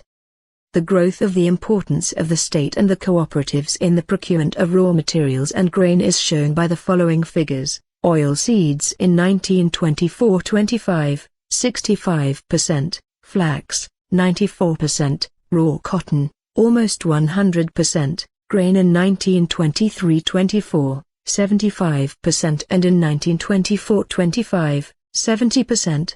Here we have a slight drop. On the whole, the growth of the state and cooperative bases in the sphere of internal trade is beyond doubt, both as regards wholesale and retail trade. Although the state's share of grain procurement is preponderant, nevertheless, it is not growing as much as it did last year, and that points to mistakes committed in the procurement of grain. The fact of the matter is that the miscalculation in regard to procurement was a miscalculation not only on the part of the Soviet bodies, but also of the Central Committee, for it is the latter's duty to supervise the Soviet bodies, and it is responsible for everything they do. The miscalculation consists in the fact that when planning we fail to take into account that this year the state of the market, the conditions for grain procurement, presented something new, something special, compared with last year and the year before. This is the first year in which we have come into the grain market without resorting to coercive administrative measures, in which we have reduced the burden of taxation, the tax pressure, to a minimum, and in which the peasants and the government's agents come face to face in the market as equals. These were the circumstances that were left out of account by our planning bodies, which intended by January 1, 1926, to procure 70% of the total grain procurement for the year. We failed to take into account the fact that the peasant is also able to maneuver, that he puts his currency commodity, wheat, into store for the future in anticipation of a further rise in prices, and prefers, for the time being, to come into the market with other, less valuable grain. That is what we fail to take into account. In view of this, the plan for grain procurement has been revised, and the plan for grain exports has been reduced, just as the plan for imports is also being correspondingly reduced. The exports and imports plan is being revised. It has to show a favorable balance of trade of not less than 100 million rubles, but it has not yet been finally drawn up. 4. Classes, their activity, their correlation. The development of the national economy in the country has led to an improvement in the material conditions primarily of the working class. The declassing of the working class has become a thing of the remote past. The restoration and growth of the working class are proceeding at a rapid rate. Here are the figures according to data of the People's Commissariat of Labor, on April 1, 1924, counting all workers, in all forms of industry, including small-scale industry, including seasonal workers and agricultural laborers. We had 5,500,000 workers, of whom 1 million were agricultural laborers and 760,000 unemployed. On October 1, 1925, we already had over 7 million workers, of whom 1,200,000 were agricultural laborers and 715,000 unemployed. The growth of the working class is beyond doubt. The average monthly wage per worker in industry as a whole, in Chivanets rubles, amounted in April 1925 to 35 rubles, or 62% of the pre-war average. In September 1925 it was 50 rubles, or 88.5% of the pre-war average. Some branches have exceeded the pre-war level. The average daily real wage per worker in commodity rubles amounted in April 1925 to 0.88 ruble and in September 1925 to 1 ruble 21 kopecks. The average output per man day worked in industry as a whole amounted, in pre-war rubles, to 4.18 in April 1924, but in 1925 it amounted to 6.14, that is, 85% of the pre-war average. If we take the relation between wages and productivity of labor month by month, we shall find that they run in parallel lines. When wages rise, productivity of labor rises. But in June and July wages rose. Productivity of labor, however, rose less than wages. That was due to holidays and to the influx of new strata of workers, semi-peasants, into the mills and factories. Now as regards wage funds. According to data of the People's Commissariat of Labor, wage funds, I have in mine industry, leaving out other branches, amounted in 1923-24 to 808 million. In 1924-25 they amounted to over 1,200 million. The estimate for 1925-26 is 1,700 million rubles. I shall not, comrades, speak of the needs for which the social insurance funds are used. Everybody knows that. Permit me to mention one general figure to enable you to judge how much the proletarian state spends on workers' insurance. The total number of insured workers in 1924-25 was 6,700,000. The estimate for 1925-26 is 7 million. The average assignment calculated on the wage budget amounted in 1924-25 to 14.6%. The estimate for 1925-26 is 13.84%. Expressing this in gross figures, the amount expended on this in 1924-25 was 422 million rubles. The estimate for 1925-26 is 588 million. Perhaps it will not be superfluous to inform you that from the fund that was allocated last year a certain sum was left in the social insurance coffers, amounting to 71 million rubles. As regards the peasants, the increase in the output of agriculture was naturally bound to be reflected in an improvement in the material conditions of the peasant population. According to data of our planning bodies, the personal consumption of the peasant population, the percentage increase in this consumption, is higher than the percentage increase in the consumption of the urban population. The peasant has begun to feed better, and he retains a far larger share of his production for himself, for his personal consumption, than was the case last year. What assistance did the proletarian state render the households of the poor peasants, those who had suffered from the crop failure? The People's Commissariat of Finance calculates that financial assistance to poor peasants in 1924-25 mounted, in preliminary figures, not quite exact, to 105 million rubles, of which tax and insurance exemptions constituted about 60 million rubles. Furthermore, disbursements from the Fund for Combating the Consequences of the Crop Failure amounted to 24 million rubles, and credits to 12 million rubles. Assistance to victims of the crop failure in 1924 covered an area with a population of over 7 million. The total spent for this purpose amounted to 110 million rubles, of which 71 million came from the state budget and 38 million from the funds of public organizations and banking institutions. In addition to this, a fund of 77 million was set up for combating drought. Such was the assistance that the proletarian state rendered the poor strata of the peasantry. Inadequate assistance, of course, but such as deserves a word or two of comment. Improvement of the material conditions of the working class and of the peasantry is a fundamental premise of all progress in the sphere of our construction work. We see that this premise already exists. A few words about the increase in the activity of the masses. The chief thing in our internal situation, that which strikes the eye and which one cannot possibly get away from, is that as a consequence of the improvement in the material conditions of the workers and peasants there has been an increase in their political activity. They have become more critical in their attitude towards our shortcomings, they are speaking more loudly about the defects in our practical work. We have entered a period of greater activity of all classes and all social groupings.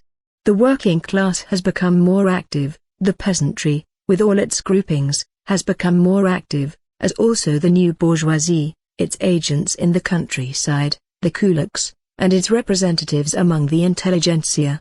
This fact served as the basis for the turn in our policy which is expressed in the decisions of the 14th Party Conference. The policy of revitalizing the Soviets, the policy of revitalizing the cooperatives and the trade unions, the concessions to the peasantry as regards precise regulation of questions of renting and leasing land and hiring labor, the material assistance for the poor peasants, the policy of a stable alliance with the middle peasants, the elimination of the remnants of war communism, it is these, chiefly, that express the party's new course in the countryside. You are well aware what the situation was in the countryside at the end of last year and in the beginning of this year. General discontent among the peasantry was growing, and here and there even attempts at revolt occurred. Those were the circumstances which determined the party's new course in the countryside.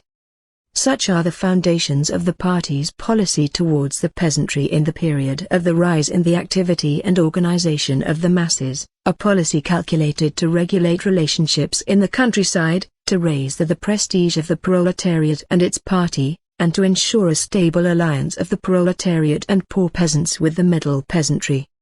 You know that this policy has fully justified itself. 5. Lenin's 3 slogans on the peasant question.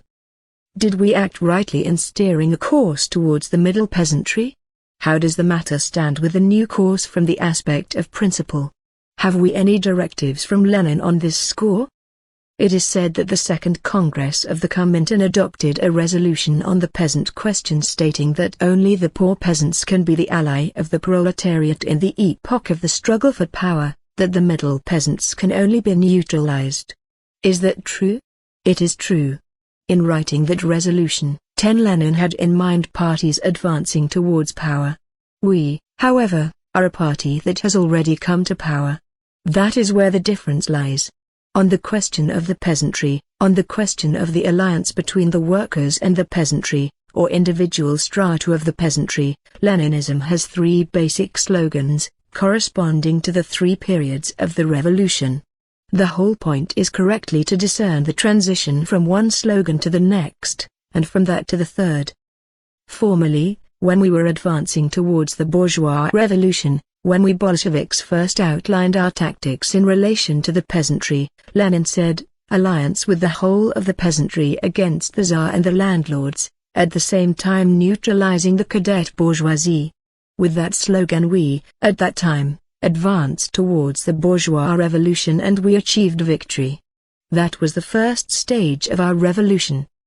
Later, when we had reached the second stage, October, Lenin issued a new slogan, corresponding to the new situation, alliance of the proletariat with the poor peasantry against all the bourgeois, at the same time neutralizing the middle peasantry. That is a slogan essential for communist parties which are advancing towards power. And even when they have won power, but have not yet consolidated it, they cannot count on an alliance with the middle peasant. The middle peasant is a cautious man. He looks round to see who is going to come out on top, he waits, and only when you have gained the upper hand, when you have expelled the landlords and the bourgeois, does he enter into alliance with you. That is the nature of the middle peasant. Hence, at the second stage of the revolution we no longer advanced the slogan of alliance of the workers with the whole of the peasantry, but the slogan of alliance of the proletariat with the poor peasantry. And after that? After that, when we had sufficiently consolidated our power, when we had repulsed the attacks of the imperialists and had entered the period of extensive socialist construction, Lenin advanced a third slogan, a stable alliance of the proletariat and poor peasantry with the middle peasantry. That is the only correct slogan corresponding to the new period of our revolution, the period of extensive construction. It is correct not only because we can now count on an alliance, but also because, in building socialism, we have to operate not only with millions, but tens of millions of people of the countryside. It is impossible to build socialism otherwise. Socialism does not embrace only the towns. Socialism is that organization of economy which unites industry and agriculture on the basis of the socialization of the means and instruments of production. If those two branches of economy are not united, socialism is impossible. That is how the matter stands with the slogans of Leninism on alliance with the peasantry. What Lenin said at the Second Congress of the Comintern was absolutely correct, for when you are advancing towards power, or have not yet managed to consolidate power after capturing it, you can count only on an alliance with the poor peasantry and on neutralizing the middle peasantry. But when you have consolidated your position, after you have captured power, have begun to build, and when you already have to operate with tens of millions of people, alliance of the proletariat and poor peasants with the middle peasants is the only correct slogan. This transition from the old slogan alliance of the proletariat with the poor peasantry, from the old slogan of neutralizing the middle peasantry to the slogan of a stable alliance with the middle peasantry, took place as far back as the 8th Congress of our party. Permit me to quote a passage from Ilitch's speech in opening the Congress. Here it is. The best representatives of socialism of the old days, when they still believed in revolution and served it theoretically and ideologically, spoke of neutralizing the peasantry, that is, of turning the middle peasantry into a social stratum which, if it did not actively aid the revolution of the proletariat, at least would not hinder it, would be neutral and not take the side of our enemies. This abstract, theoretical presentation of the problem is perfectly clear to us. But it is not enough. We have entered a phase of socialist construction in which we must draw up concrete and detailed basic rules and instructions which have been tested by the experience of our work in the countryside, and by which we must be guided in order to achieve a stable alliance with the middle peasantry. 11. Such is the theoretical basis of the party's policy, calculated to achieve in the present historical period a stable alliance with the middle peasantry. Whoever thinks of using the resolution of the Second Congress of the Comintern, which Lenin wrote, to refute these words of Lenin's, let him say so frankly. That is how the question stands in theory. We do not take a separate part of Lenin's teaching, we take the whole.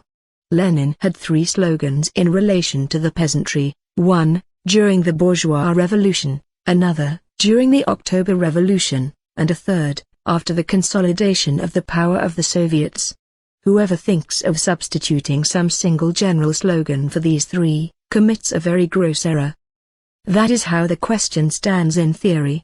In practice, it stands as follows: after carrying through the October Revolution, after expelling the landlords and distributing the land among the peasants, it is clear that we have made Russia into a more or less middle peasant country, as Lenin expressed it, and today the middle peasants constitute the majority in the countryside, notwithstanding the process of differentiation. Differentiation is, of course, proceeding. Undeniable at the present stage, it cannot be otherwise.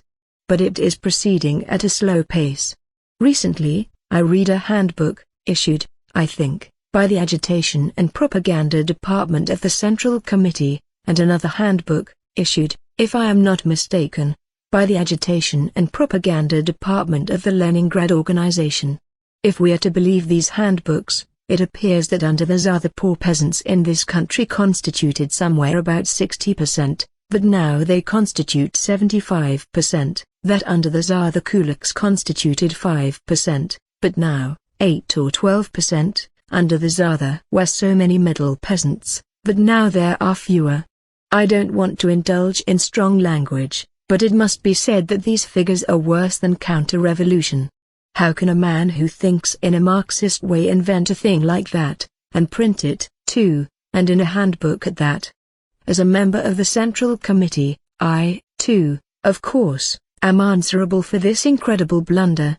If, under the Tsar, a policy of creating kulaks was practiced, private property and land existed and land could be bought and sold, which exceptionally aggravates differentiation, if the government was such that it forced differentiation to the utmost, and, for all that, the poor peasants constituted no more than 60%, how could it happen that under our government, under the Soviet government, when private property and land does not exist, that is, the land is withdrawn from circulation and, consequently, this obstacle to differentiation exists, after we have been busy with dekulakization for a couple of years and to this day have not abandoned all methods of dekulakization, when we are conducting a special credit and cooperative policy which is unfavorable to differentiation, how could it happen that with these obstacles it turns out, allegedly, that there is much more differentiation today than under the Tsar, many more kulaks and poor peasants than in the past? How can people who call themselves Marxists talk such absurd nonsense? It is at once comic and tragic. Laughter.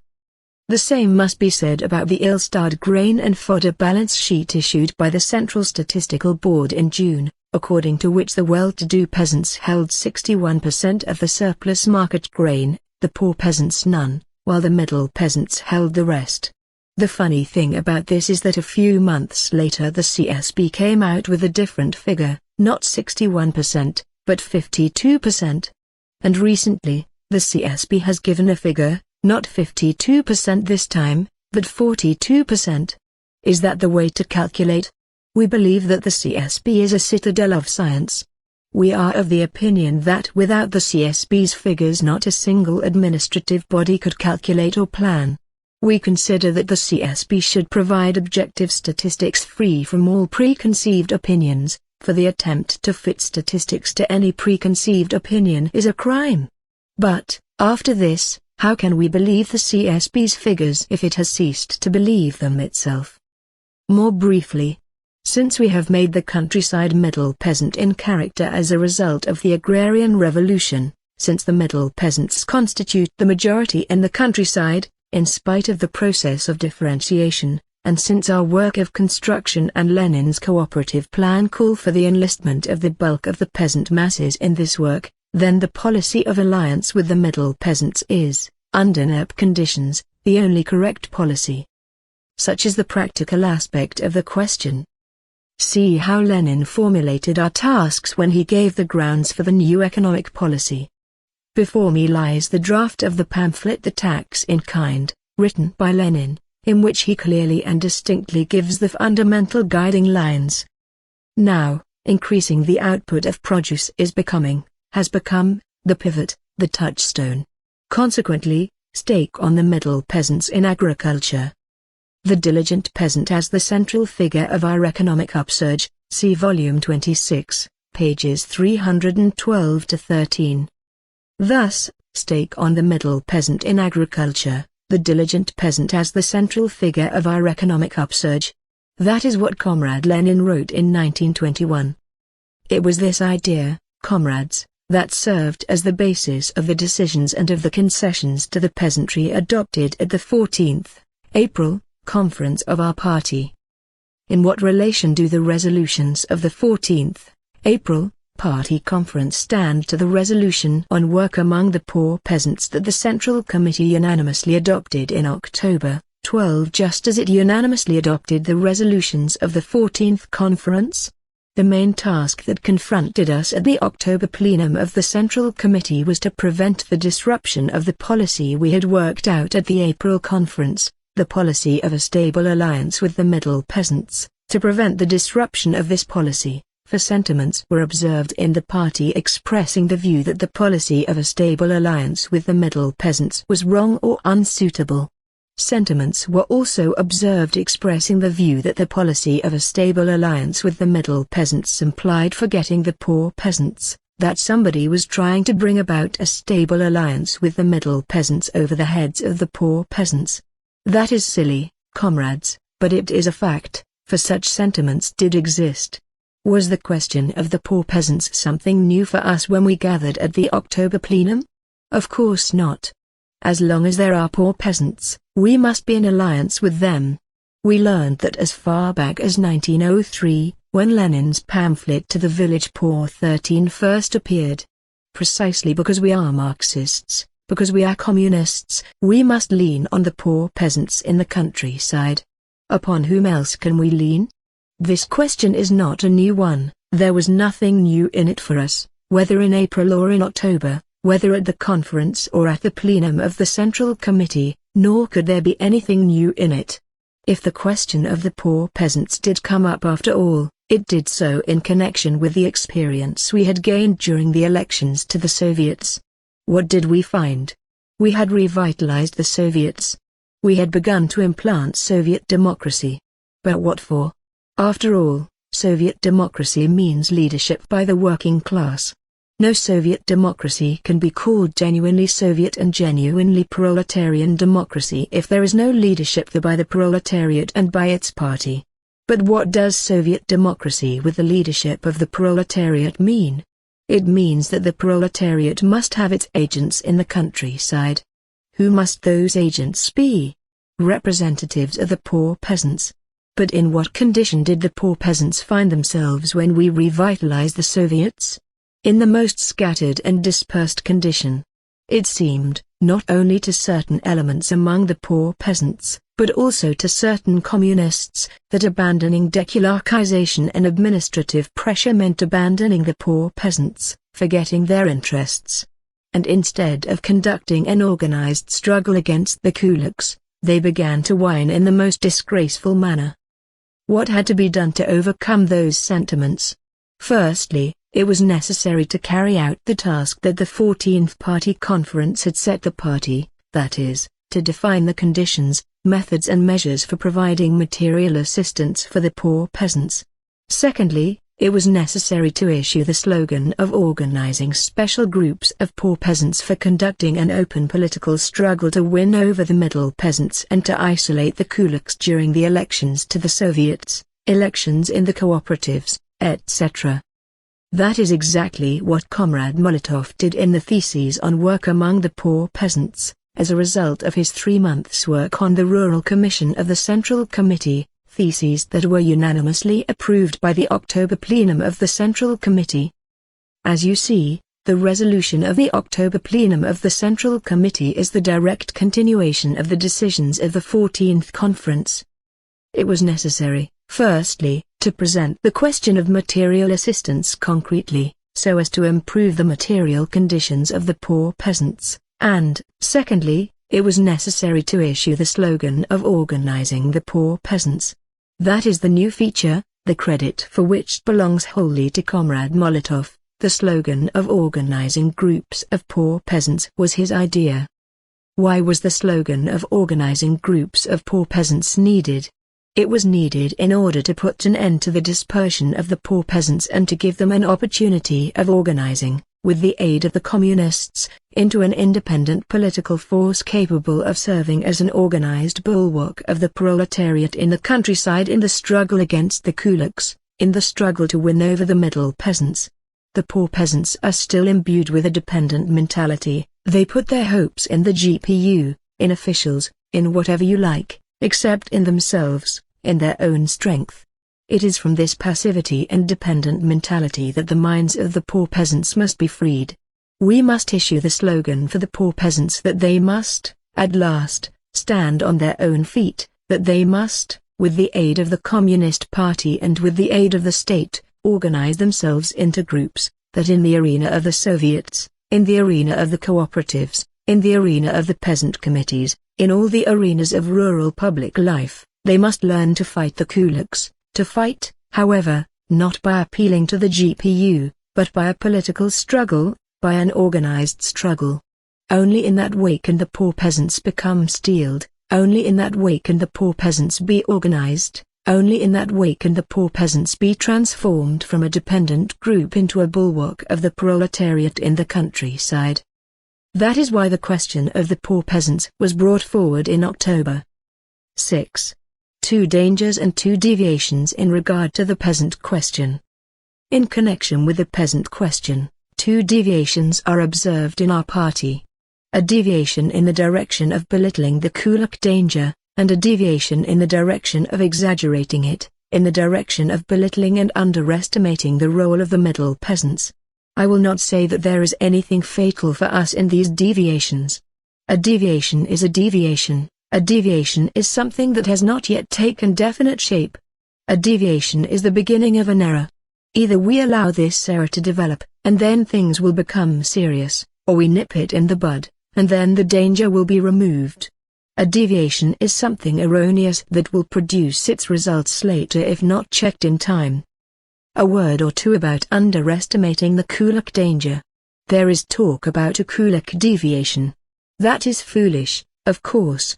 There cannot be a kulak deviation in the party.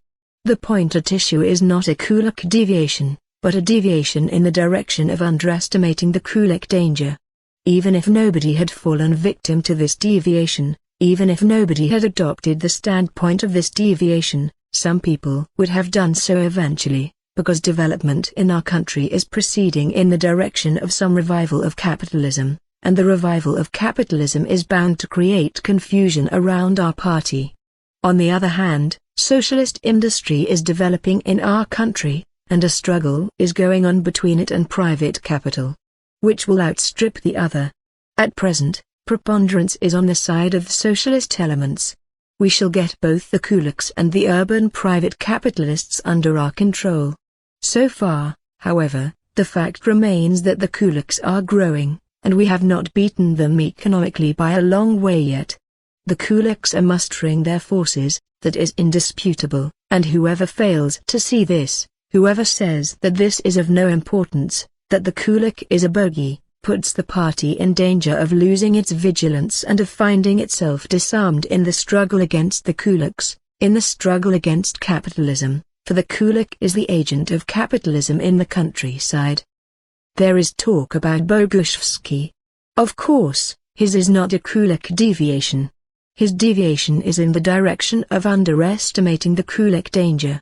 If his were a kulak deviation, he would have to be expelled from the party.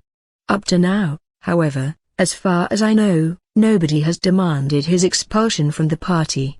This deviation is in the direction of underestimating the kulak danger in the countryside, a deviation which hinders us from keeping the party in a constant state of readiness for the struggle, and which disarms the party in its struggle against the capitalist elements. As is known, this deviation was condemned by the decision of the Central Committee of the party. But there is another deviation, in the direction of overestimating the kulak danger, in the direction of consternation in face of the kulak danger, in the direction of panic. The kulak is coming, help. A strange thing. People introduced NEP, knowing that NEP is a revival of capitalism, a revival of the kulaks, that the kulaks would inevitably raise their heads. But it was enough for the kulaks to appear for people to start shouting help, and to lose their heads. And their consternation reached such a point that they forgot about the middle peasants. And yet, the basic task in the countryside at the present time lies in the fight to win over the middle peasants, the fight to wrest the middle peasants from the kulaks, the fight to isolate the kulaks by establishing a stable alliance with the middle peasants. That is forgotten by those comrades who have become panic-stricken in the face of the kulak danger. I think that if we delved down to the roots of these two deviations, it would be possible to trace them to the following starting points. The first deviation consists in belittling the role of the kulaks, and of the capitalist elements generally, in the countryside, in slurring over the kulak danger. It starts out from the wrong assumption that the development of NEP does not lead to the revival of the capitalist elements in the countryside, that in our country the kulaks, and the capitalist elements generally, are passing, or have already passed, into the sphere of history, that differentiation is not taking place in the countryside, that the kulaks are an echo of the past, a bogey, and nothing more. What does the deviation lead to? In practice, that deviation leads to the denial of the class struggle in the countryside. The second deviation consists in exaggerating the role of the kulaks, and of the capitalist elements generally, in the countryside, in becoming panic-stricken in the face of those elements, in denying that an alliance of the proletariat and poor peasants with the middle peasants is possible and expedient. That deviation starts from the belief that what is taking place in the countryside is a simple restoration of capitalism, that this process of the restoration of capitalism is an all-absorbing process that also embraces the whole, or the overwhelming part, of our cooperatives, that the result of such a development must be a continuous and large-scale growth of differentiation among the peasantry, that the extreme groups, that is, the kulaks and the poor peasants, must grow in strength and numbers year by year, while year by year, too, the middle groups, that is, the middle peasants, grow weaker and melt away. In practice, the deviation leads to fomenting class struggle in the countryside, to a reversion to the dekulakization policy of the poor peasants' committees, consequently, to proclaiming civil war in our country, and thus to the disruption of all our work of construction, and thereby to the repudiation of Lenin's cooperative plan for drawing the millions of peasant farms into the system of socialist construction. You will ask, which deviation is worse? It is wrong to put the question that way. One is as bad as the other. And if those deviations are allowed to develop, they may disintegrate and destroy the party. Fortunately, there are forces in our party capable of ridding it of both deviations. Applause. Although one deviation is as bad as the other, and it is foolish to ask which of them is more dangerous, nevertheless, there is another point of view from which these two deviations must be approached. Against which deviation is the party best prepared to fight, the first or the second? That is how, in practice, the question should be put. Both deviations are dangerous, one is as bad as the other, it is wrong to ask which of them is more dangerous. But it is possible and necessary to ask, against which deviation is the party best prepared to fight? If we were to ask communists what the party is better prepared for, to strip the kulaks, or not to do that but to go in for an alliance with the middle peasants, I think that 99 communists out of 100 would say that the party is best prepared for the slogan, "Strike at the kulaks." Just let them, they would strip the kulaks in a moment. As for refraining from dekulakization and pursuing the more complex policy of isolating the kulaks by entering into an alliance with the middle peasants, that is something not so easily assimilated. That is why I think that in its struggle against both deviations, the party must, after all, concentrate its fire on the second deviation. Applause. No talk of Marxism, no talk of Leninism can cover up the thesis that the kulaks are dangerous. The kulaks are kulaks, they are dangerous, no matter how much Bogushevsky may talk about bogies. No quotations can obliterate this from the mind of a communist. But the thesis that a stable alliance with the middle peasants is necessary, although Illich, in the resolution of the Second Congress, wrote about neutralizing the middle peasants, This thesis can always be slurred over, obscured with phrases about Leninism, about Marxism. Here there is a rich field for quotations, here there is a rich field for everyone who wants to confuse the party, who wants to conceal the truth from the party, the truth that in relation to the peasantry Lenin had not one, but 3 slogans. Here, all sorts of manipulations can be performed in regard to Marxism. And precisely for that reason, fire must be concentrated on the second deviation. That is how the matter stands with the question of the internal situation in the Union, its economy, its industry and agriculture, the classes, the activity of the classes, the revitalization of the Soviets, the peasantry, and so forth. I shall not stop to deal with certain questions concerning the state apparatus, which is growing and is striving to escape from leadership by the party, in which, of course, it will not succeed. Nor shall I speak about the bureaucracy of our state apparatus. I shall not do so because my report has already taken too long. I shall not deal with that question because it is in no way a new one for the party. 7. The party's tasks. I pass to the party's tasks in the sphere of internal policy. In the sphere of developing the national economy as a whole we must conduct work. A. In the direction of further increasing the output of the national economy. B. In the direction of transforming our country from an agrarian into an industrial country. C. In the direction of ensuring within the national economy a decisive preponderance of the socialist elements over the capitalist elements. D. In the direction of ensuring for the national economy of the Soviet Union the necessary independence in the circumstances of capitalist encirclement. E. In the direction of increasing the proportion of non-tax revenue in the total state budget. In the sphere of industry and agriculture we must conduct work. A. In the direction of expanding our socialist industry on a higher technical level, of increasing the productivity of labor, reducing the cost of production and accelerating the turnover of capital. B. In the direction of bringing the balance of output of fuel and metals, and also the fixed capital of railway transport, into conformity with the country's growing requirements. C. In the direction of accelerating the development of Soviet local industry. D. In the direction of increasing the fertility of the soil, raising the technical level of agriculture, developing the cultivation of industrial crops, industrializing agriculture. E. In the direction of drawing the scattered peasant farms into socialist construction by organizing cooperatives on a mass scale and by raising the cultural level of the peasantry. In the sphere of trade we must conduct work. A. In the direction of expanding further and improving the quality of the network of trading channels, cooperatives of all kinds, state trade. B. In the direction of accelerating trade turnover to the utmost. C. In the direction of reducing retail prices and further increasing the preponderance of Soviet and cooperative trade over private trade.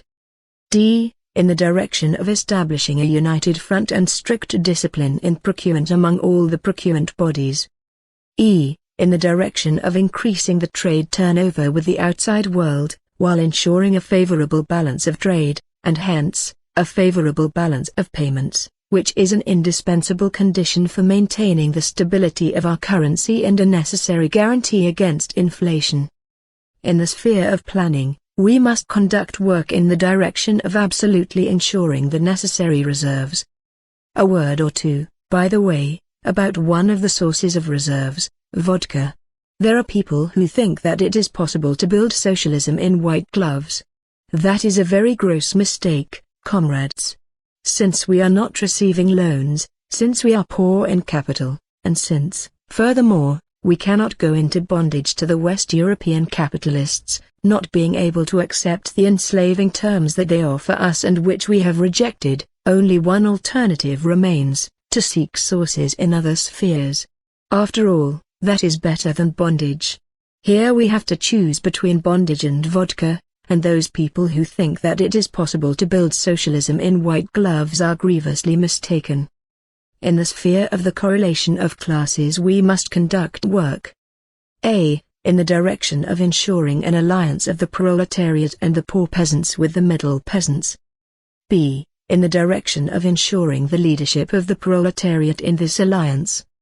C. In the direction of politically isolating and economically ousting the kulaks and the urban capitalists. In the sphere of Soviet affairs we must work in the direction of a resolute struggle against bureaucracy, in the direction of enlisting the broad masses of the working class in this struggle. I should like to say a word or two about the new bourgeoisie and its ideologists, the Smeenovekites.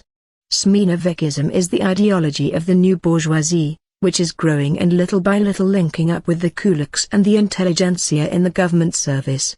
The new bourgeoisie has put forward its own ideology, the Smeenovek ideology, which consists in the view that the Communist Party is bound to degenerate and the new bourgeoisie to consolidate itself, while it appears that, without ourselves noticing it, we Bolsheviks are bound to reach the threshold of the democratic republic, then to cross that threshold and, with the assistance or some Caesar, who will come forward, perhaps from the ranks of the military, or perhaps from the government service officials, to find ourselves in the position of an ordinary bourgeois republic. Such is the new ideology with which attempts are being made to fool our government service intelligentsia, and not only them, but also certain circles that stand close to us. I shall not refute the thesis that our party is degenerating. It is not worthwhile refuting nonsense. Our party is not degenerating, and will not do so. It is not made of such stuff, and it was not forged by such a man, that it should degenerate. Applause. Our cadres, young and old, are growing ideologically. It is a fortunate thing for us that we have managed to publish several editions of Lenin's works. People are now reading, learning and beginning to understand. Not only the leaders, but also the average party members are beginning to understand, and they cannot be fooled.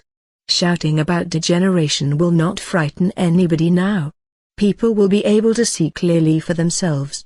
Those others can shout as much as they please, they may try to frighten us with quotations as much as they please, but the average party member will listen and see clearly, because he now has the works of Lenin in his hands.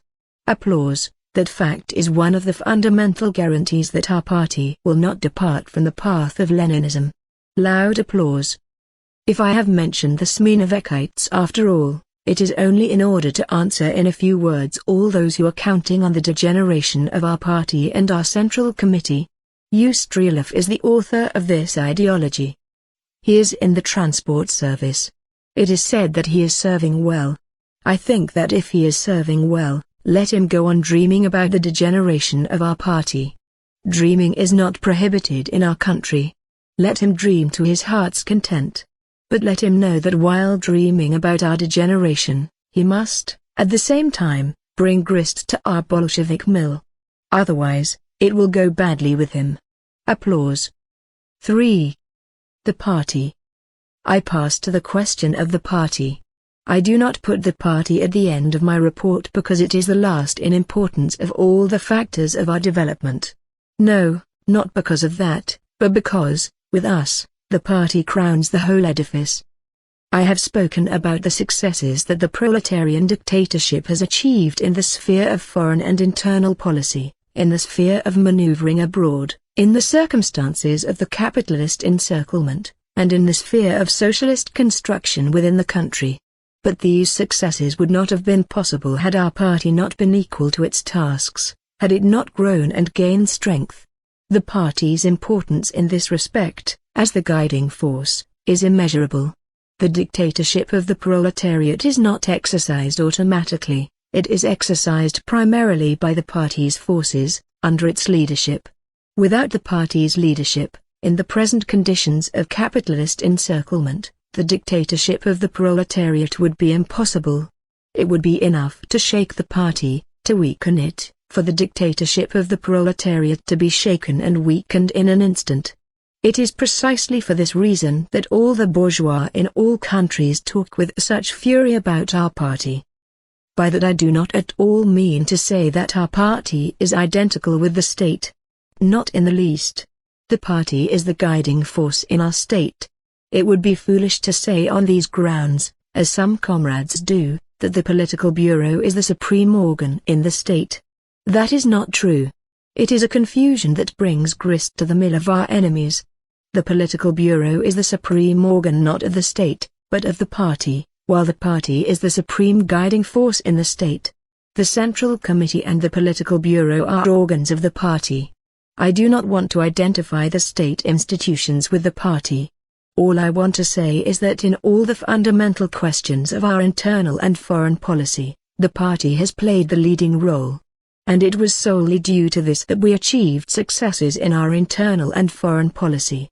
That is why the question of the party's composition, of its ideological level, of the party's cadres, of its ability to guide in the presentation of questions concerning economic construction and Soviet affairs, of its weight in the working class and among the peasantry, and, lastly, of its internal condition generally, is a fundamental question of our policy.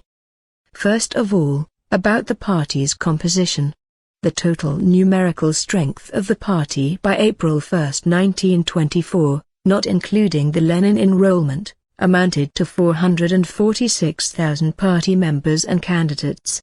Of these, workers numbered 196,000, that is, 44%, peasants, 128,000, that is, 28.8%, office employees and others, 121,000, that is, 27.2%. By July 1, 1925, we had in the party not 446,000, but 911,000 members and candidates. Of these, workers, 534,000, that is, 58.6%, peasants, 216,000, that is, 23.8%, office employees and others, 160,000, that is, 17.6%. On November 1, 1925, we had 1,025,000 communists. What percentage of the working class, if we take the whole working class, is organized in our party? At the 13th Congress I said in my report on organization that the total number of workers in our country was 4,100,000, including agricultural workers. I did not then include the workers employed in small industry who could not be counted, as social insurance had not yet been extended to them and statistics did not deal with them. At that time I gave the figures for January 1924. Later, when it became possible to take into account the workers employed in small industry, it was found that by July 1, 1924, the total number of workers was 5,500,000, including agricultural workers. Of these, 390,000 workers, that is, 7% of the entire working class, were in the party. By July 1, 1925, the workers numbered 6,500,000, of these, 534,000, that is, 8% of the entire working class, were in the party. By October 1, 1925, we had 7 million workers, agricultural and industrial, of small, medium and large-scale industry without distinction. Of these, 570,000, that is, 8%, were in the party. I am saying all this in order to show how unreasonable it is to talk about getting 90% of the entire working class in the country organized in the party in 1 or 2 years. Now let us see in what proportion the working class section of the RCPB stands to the number of workers employed in statistically registered industry. The number of permanent workers, not seasonal, in large-scale statistically registered industry, state and non-state, including also the war industry, the chief railway workshops and main depots, the number of workers in all these branches, by January 1, 1924, was 1,605,000. At that time we had 196,000 workers in the party. That amounts to 12% of the total number of workers employed in large-scale industry. If, however, we take the number of workers at the bench who are party members and see what percentage of the total number of workers employed in large-scale industry they represent, we shall find that by January 1 we had in the party 83,000 workers at the bench, and that they constituted 5% of the total number of workers employed in large-scale industry. All this was by January 1, 1924. By June 1, 1924, 1,780,000 workers were employed in large-scale industry. In the party at that time there were 389,000 workers, that is, 21.8% of the total number of workers employed in large-scale industry. Of workers at the bench, there were 267,000 in the party, that is, 15% of the total number of workers employed in large-scale industry. By January 1, 1925, 1,845,000 workers were employed in large-scale statistically registered industry. The total number of workers in the party, those at the bench and those not at the bench, was 429,000, that is, 23.2% of the total number of workers employed in large-scale industry. Of workers at the bench, we had in the party 302,000, that is, 16.3% of the total number of workers employed in large-scale industry. By July 1, 1925, 2,094,000 workers were employed in large-scale industry. The number of workers in the party was 534,000, that is, 25.5%. The number of workers at the bench was 383,000, that is, 18.2% of the total number of workers employed in large-scale industry. You see that, whereas in relation to the entire working class the growth of the proportion of workers organized in the party to the total working class is slower than the growth of the working class itself, in large-scale industry we have the opposite. The growth of the percentage of workers in the party is faster than the growth of the working class in large-scale industry. That must be noted in order to have in mind what our party's complexion is like when we speak of its working class core. It consists mainly of workers employed in large-scale industry. Can we now, looking at all this, speak of bringing the number of workers at the bench in the party up to 90% in the course of 1 year? No, we cannot, because we do not want to indulge in fantasy. Because, since we have 380,000 workers at the bench in the party, then, to get all the rest, that is about 700,000 not at the bench, to constitute 10%, we would have to raise the party membership in the course of 1 year to 7 million. The comrades have simply failed to count, and have put their foot in it with their figure of 90%. Is the party's weight in the working class growing? This self-evident truth scarcely needs proof. You know that our party is, in essence, a party elected by the working class. In this respect we have achieved what no other party in the world has achieved. This fact alone shows that our party's weight in the ranks of the working class is immeasurable, and that our party enjoys a monopoly in the working class. As regards our party's weight in the countryside, the situation is rather displeasing. At the time of the 13th Congress, the rural population from the age of 18 to 60 in our country amounted to 53 million. At the time of the 14th Congress it is over 54 million. But the communists in village units of the party at the time of the 13th Congress numbered 136,000, that is, 0.26% of the total adult rural population. At the time of the 14th Congress we have 202,000 peasants in the party, that is, 0.37%. Our party's growth in the countryside is terribly slow. I do not mean to say that it ought to grow by leaps and bounds, but the percentage of the peasantry that we have in the party is, after all, very insignificant. Our party is a workers' party. Workers will always preponderate in it.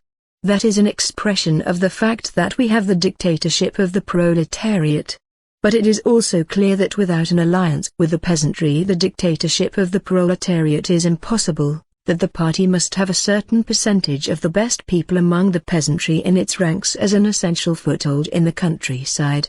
From this aspect, matters are still far from well. Further, I must note a general rise in our party's ideological level.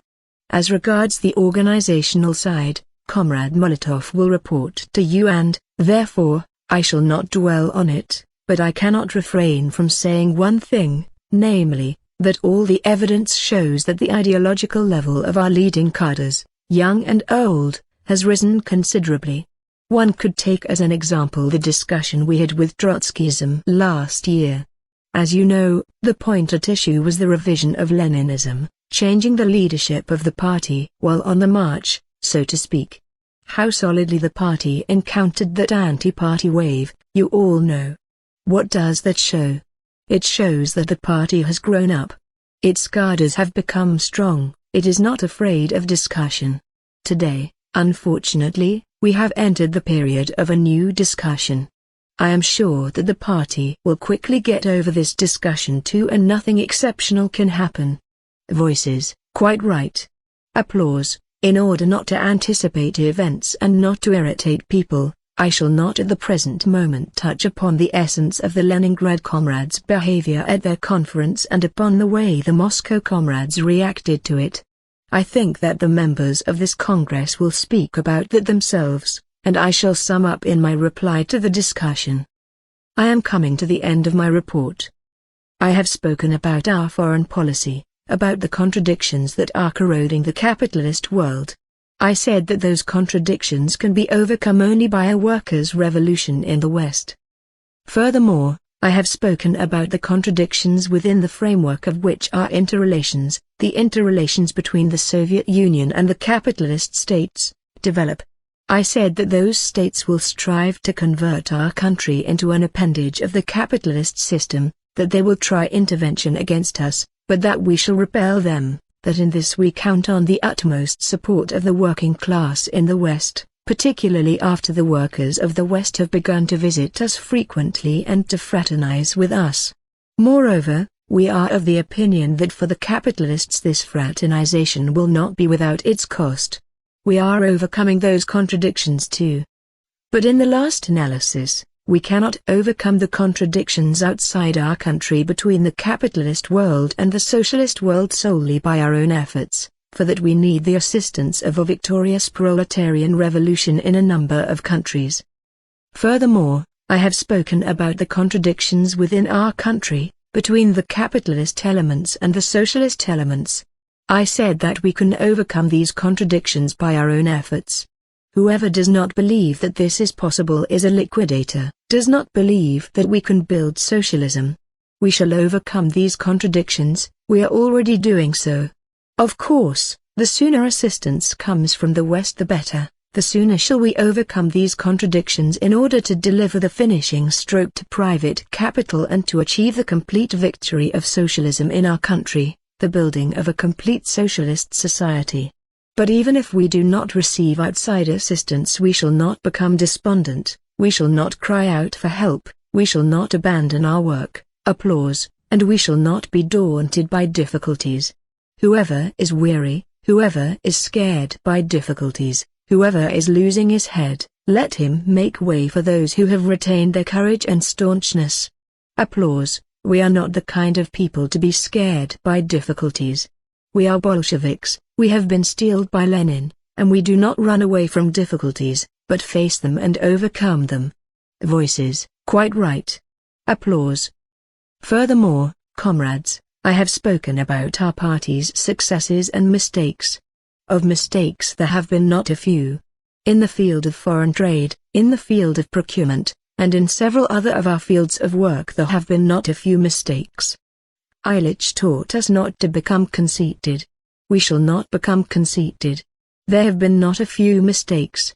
But there are also successes.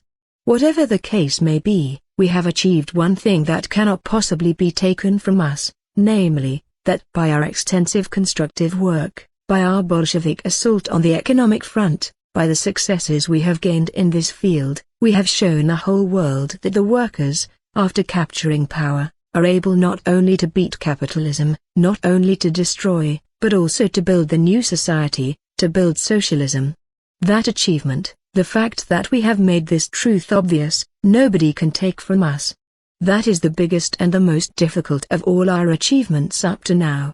For we have shown the working class of the West and the oppressed peoples of the East that the workers, who throughout history were able only to work for masters, while the masters governed, that these workers, after capturing power, have proved capable of governing a great country, of building socialism under the most difficult conditions.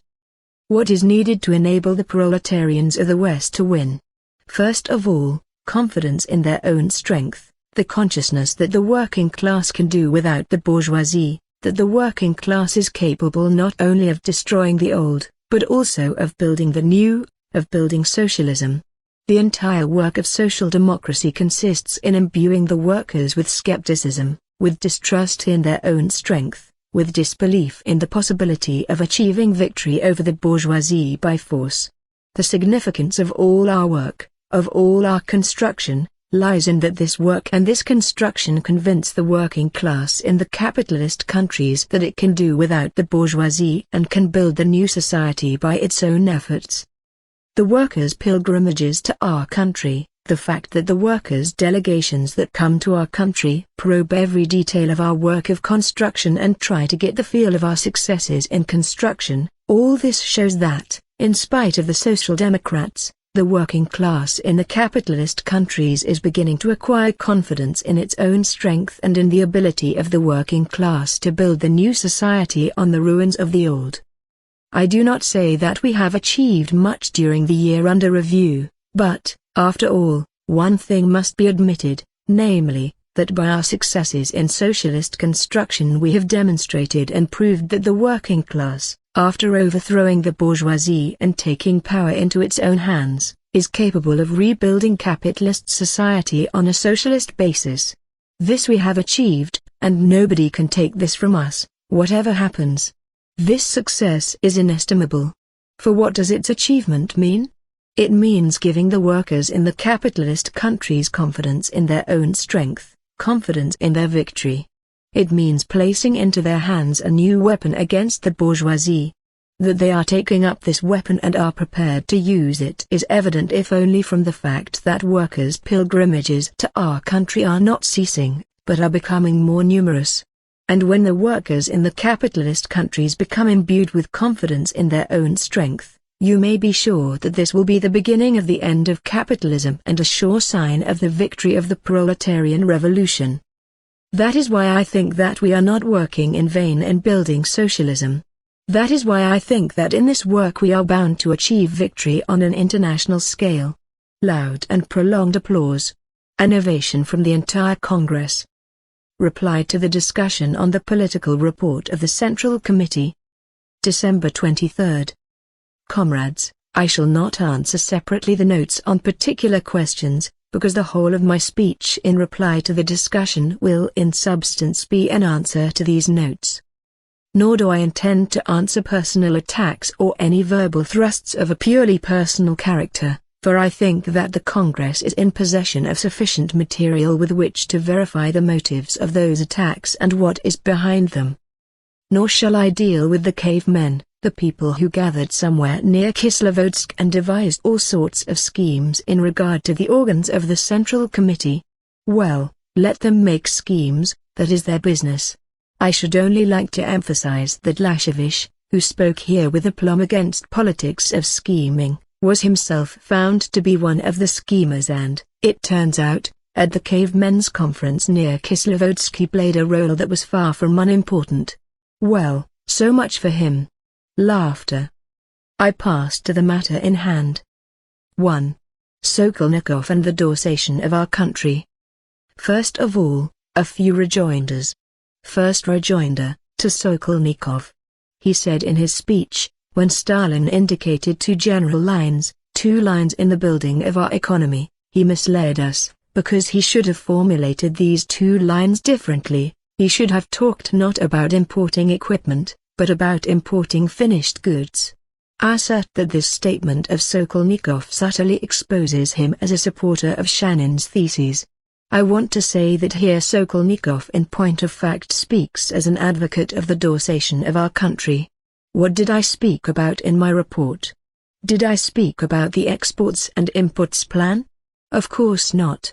Everybody knows that we are obliged at present to import equipment.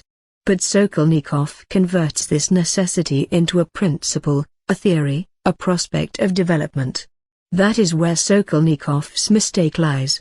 In my report I spoke about two fundamental, guiding, general lines in building our national economy.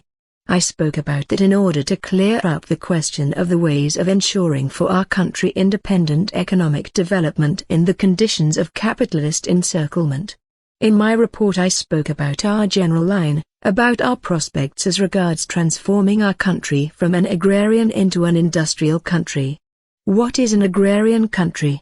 An agrarian country is one that exports agricultural produce and imports equipment, but does not itself manufacture, or manufactures very little, equipment, machinery, etc., by its own efforts. If we get stranded at the stage of development at which we have to import equipment and machinery and not produce them by our own efforts, we can have no guarantee against the conversion of our country into an appendage of the capitalist system. That is precisely why we must steer a course towards the development of the production of the means of production in our country. Can it be that Sokolnikov fails to understand such an elementary thing? Yet it was only about this that I spoke in my report. What does the Dawes Plan demand?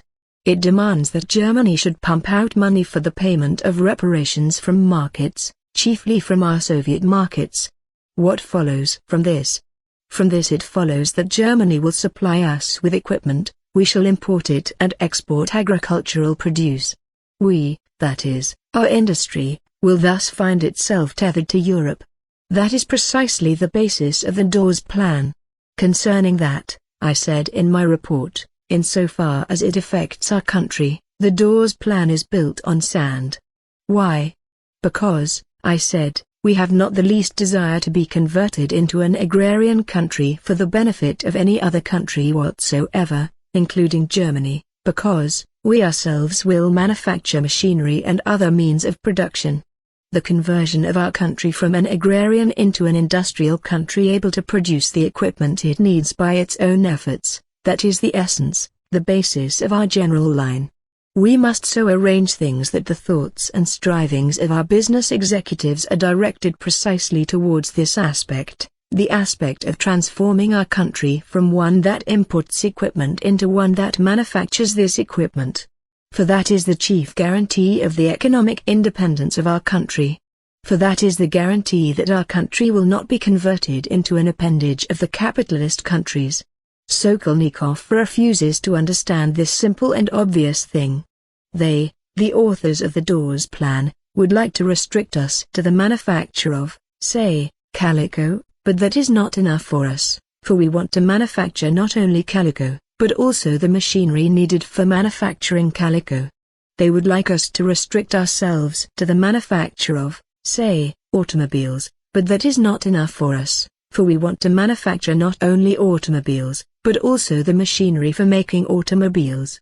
They want to restrict us to the manufacture of, say, shoes, but that is not enough for us, for we want to manufacture not only shoes, but also the machinery for making shoes. And so on, and so forth.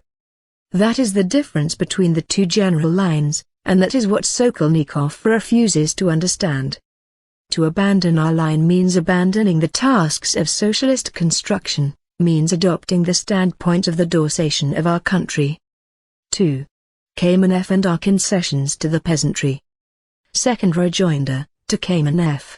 He said that by adopting at the 14th Party Conference the well-known decisions on economic development, on revitalizing the Soviets, on eliminating the survivals of war communism, on precise regulation of the question of renting and leasing land and hiring labor, we had made concessions to the kulaks and not to the peasants, that these are concessions not to the peasantry, but to the capitalist elements. Is that true? I assert that it is not true, that it is a slander against the party. I assert that a Marxist cannot approach the question in that way, that only a liberal can approach the question in that way. What are the concessions that we made at the 14th Party Conference? Do those concessions fit into the framework of NEP, or not? Undoubtedly they do. Perhaps we expanded NEP at the April conference? Let the opposition answer, did we expand NEP in April, or not? If we expanded it, why did they vote for the decisions of the 14th Conference? And is it not well known that we are all opposed to an expansion of NEP? What is the point, then? The point is that Kamenev has got himself mixed up. FNEP includes permission of trade, capitalism, hired labor, and the decisions of the 14th Conference are an expression of NEP, which was introduced when Lenin was with us. Did Lenin know that in the first stages, NEP would be taken advantage of primarily by the capitalists, the merchants, the kulaks? Of course he knew. But did Lenin say that in introducing NEP we were making concessions to the profiteers and capitalist elements and not to the peasantry? No, he did not and could not say that. On the contrary, he always said that, in permitting trade and capitalism, and in changing our policy in the direction of NEP, we were making concessions to the peasantry for the sake of maintaining and strengthening our bond with it, since under the given conditions, the peasantry could not exist without trade, without some revival of capitalism being permitted, since at the given time we could not establish the bond in any way except through trade, since only in that way could we strengthen the bond and build the foundations of a socialist economy. That is how Lenin approached the question of concessions. That is how the question of the concessions made in April 1925 should be approached. Allow me to read to you Lenin's opinion on this subject. This is how he substantiated the party's transition to the new policy, to the policy of NEP, in his address on the tax in kind at the Conference of Secretaries of Party Units of the Moscow Gubernia. I want to dwell on the question how this policy can be reconciled with the point of view of communism, and how it comes about that the communist Soviet state is facilitating the development of free trade. Is this good from the point of view of communism? In order to answer this question we must carefully examine the changes that have taken place in peasant economy. At first the position was that we saw the whole of the peasantry fighting against the rule of the landlords. The landlords were equally opposed by the poor peasants and the kulaks, although, of course, with different intentions. The kulaks fought with the aim of taking the land from the landlords and developing their own farming on it. It was then that it became revealed that the kulaks and the poor peasants had different interests and different aims. In the Ukraine, even today, we see this difference of interests much more clearly than here. The poor peasants could obtain very little direct advantage from the transfer of the land from the landlords because they had neither the materials nor the implements for that. And we saw the poor peasants organizing to prevent the kulaks from seizing the land that had been taken from the landlords. The Soviet government assisted the poor peasants' committees that sprang up in Russia and in the Ukraine. What was the result? The result was that the middle peasants became the predominant element in the countryside. The extremes of kulaks and poor peasants have diminished, the majority of the population has come nearer to the position of the middle peasant. If we want to raise the productivity of our peasant economy we must first of all reckon with the middle peasant. It was in accordance with this circumstance that the Communist Party had to mold its policy. Thus, the change in the policy towards the peasantry is to be explained by the change in the position of the peasantry itself. The countryside has become more middle peasant, and in order to increase the productive forces we must reckon with this, see volume 26. Pages 304–05. And in the same volume, on page 247, Lenin draws the general conclusion. We must build our state economy in relation to the economy of the middle peasants, which we have been unable to transform in 3 years, and will not be able to transform in 10 years. In other words, we introduced freedom of trade, we permitted a revival of capitalism, we introduced NEP, in order to accelerate the growth of productive forces, to increase the quantity or products in the country, to strengthen the bond with the peasantry. The bond, the interests of the bond with the peasantry as the basis of our concessions along the line of NEP, such was Lenin's approach to the subject. Did Lenin know at that time that the profiteers, the capitalists, the kulaks would take advantage of NEP, of the concessions to the peasantry? Of course he did. Does that mean that these concessions were in point of fact concessions to the profiteers and kulaks? No, it does not. FNEP in general, and trade in particular, is being taken advantage of not only by the capitalists and kulaks, but also by the state and cooperative bodies, for it is not only the capitalists and kulaks who trade, but also the state bodies and cooperatives, And when our state bodies and cooperatives learn how to trade, they will gain, they are already gaining, the upper hand over the private traders, linking our industry with peasant economy. What follows from this? It follows from this that our concessions proceed basically in the direction of strengthening our bond, and for the sake of our bond, with the peasantry. Whoever fails to understand that, approaches the subject not as a Leninist, but as a liberal. 3. Whose miscalculations? Third rejoinder, to Sokolnikov. He says, the considerable losses that we have sustained on the economic front since the autumn are due precisely to an overestimation of our forces, to an overestimation of our socialist maturity, an overestimation of our ability, the ability of our state economy, to guide the whole of the national economy already at the present time.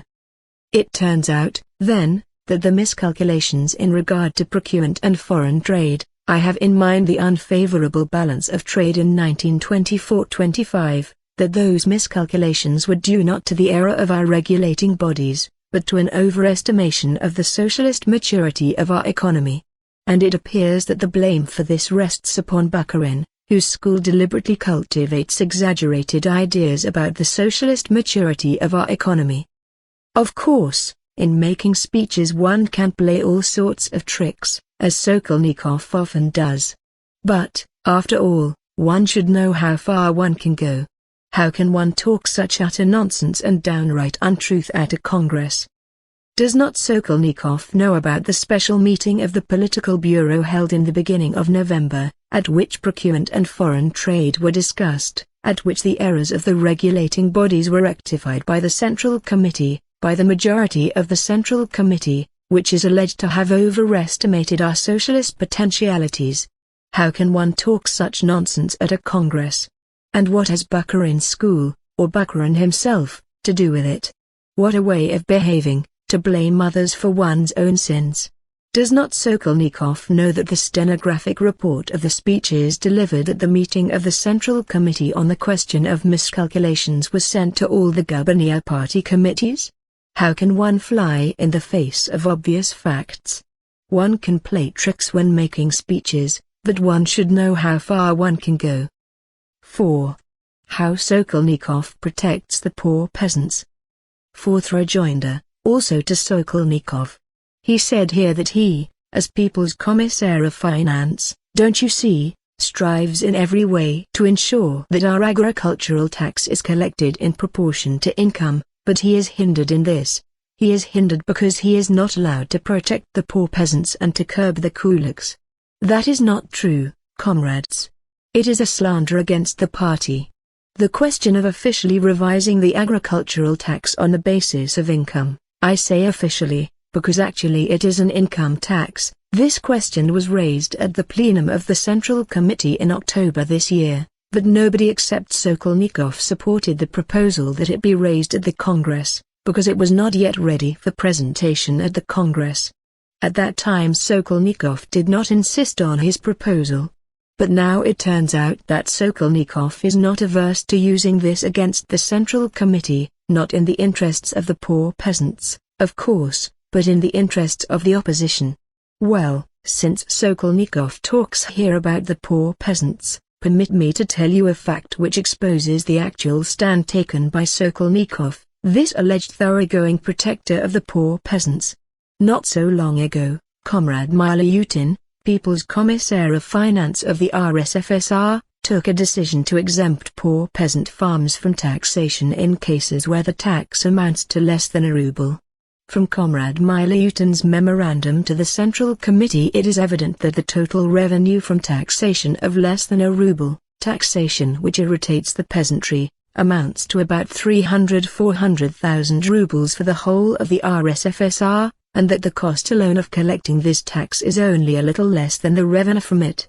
What did Sokolnikov, this protector of the poor peasants, do? He annulled Comrade Milyutin's decision. The Central Committee received protests about this from 15 Gubernia Party committees.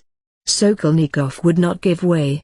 The Central Committee had to exercise pressure to compel Sokolnikov to rescind his veto on the absolutely correct decision of the People's Commissar of Finance of the RSFSR not to collect taxes of less than a ruble.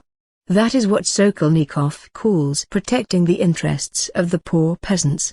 And people like that, with such a weight on their conscience, have what's the mildest way of putting it?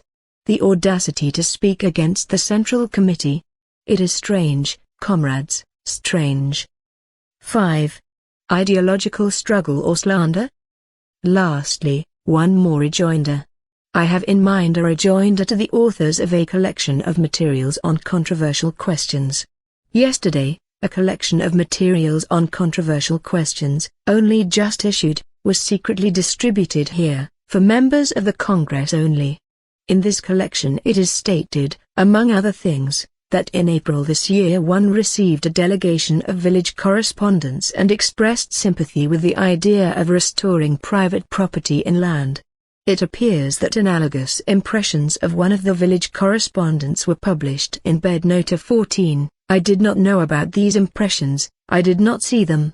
I learned about them in October this year. Earlier than that, in April, the Riga News Agency, which is distinguished from all other news agencies by the fact that it fabricates all the false rumors about us, had circulated a similar report to the foreign press, about which we were informed by our people in Paris, who telegraphed to the People's Commissariat of Foreign Affairs demanding that it be refuted. At the time I answered Comrade Chicherin, through my assistant, saying, if Comrade Chicherin thinks it necessary to refute all kinds of nonsense and slander, let him refute it. See Archives of the Central Committee. Are the authors of this sacramental collection aware of all that? Of course they are. Why, then, do they continue to circulate all kinds of nonsense and fable? How can the opposition, resort to the methods of the Riga News Agency? Have they really sunk so low as that? A voice, shame.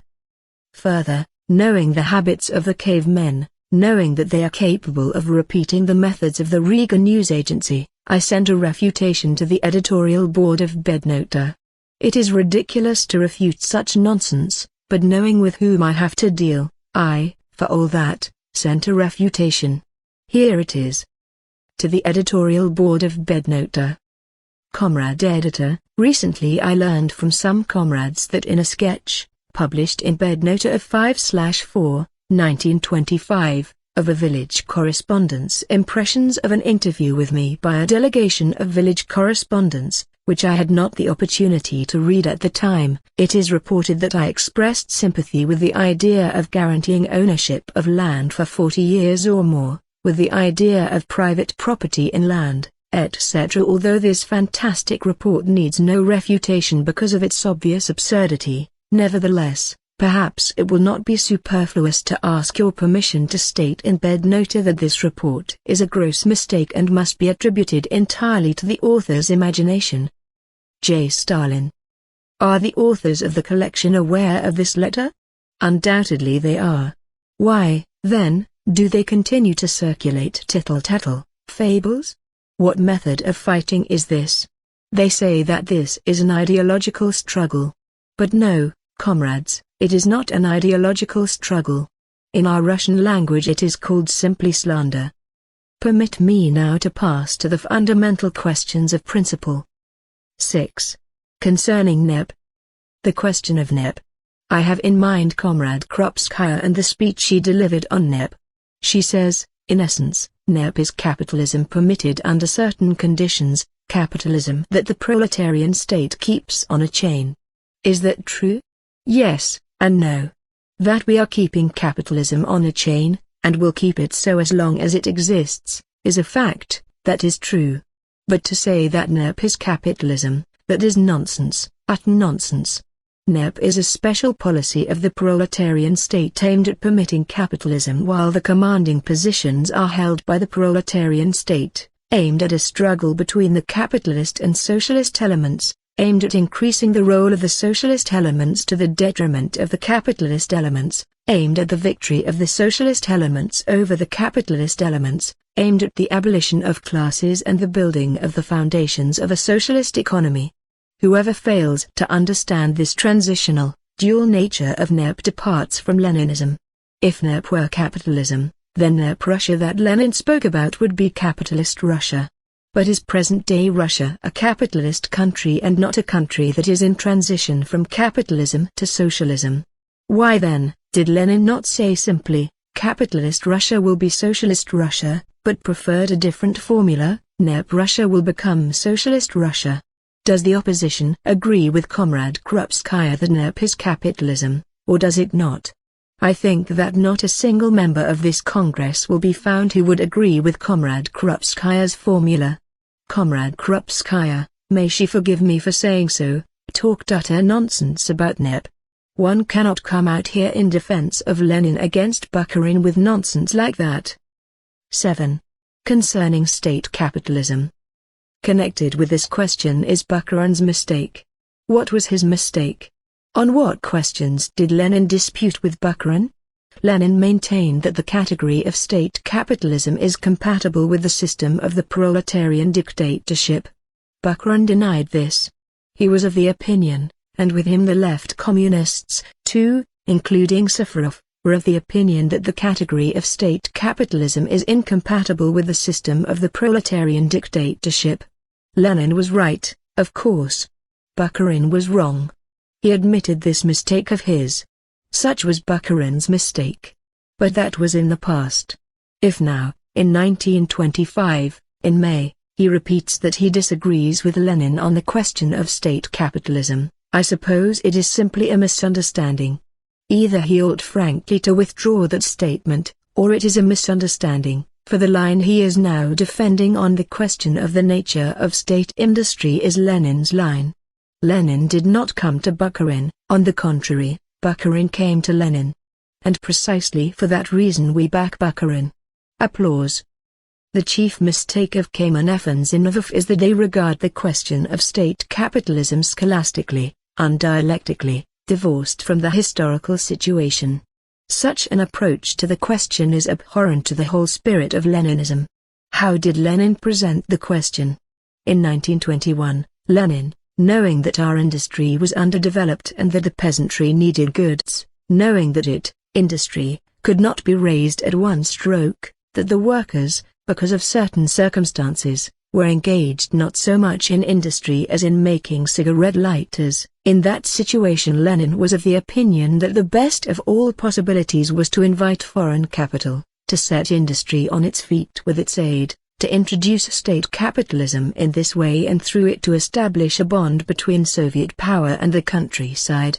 That line was absolutely correct at that time, because we had no other means then of satisfying the peasantry, for our industry was in a bad way, transport was at a standstill, or almost at a standstill, there was a lack, a shortage, of fuel.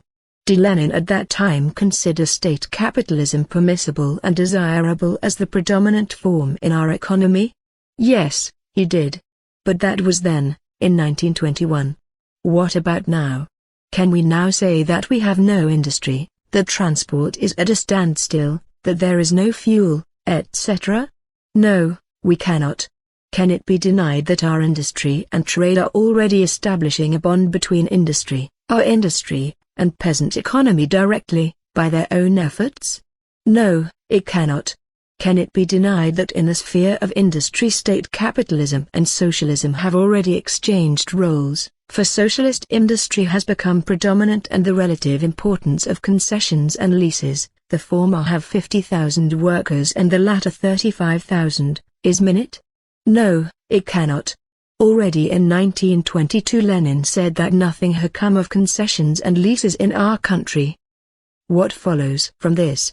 From this it follows that since 1921, the situation in our country has undergone a substantial change, that in this period our socialist industry and Soviet and cooperative trade have already succeeded in becoming the predominant force, that we have already learned to establish a bond between town and country by our own efforts, that the most striking forms of state capitalism, concessions and leases, have not developed to any extent during this period, that to speak now, in 1925, of state capitalism as the predominant form in our economy, means distorting the socialist nature of our state industry, means failing to understand the whole difference between the past and the present situation, means approaching the question of state capitalism not dialectically, but scholastically, metaphysically.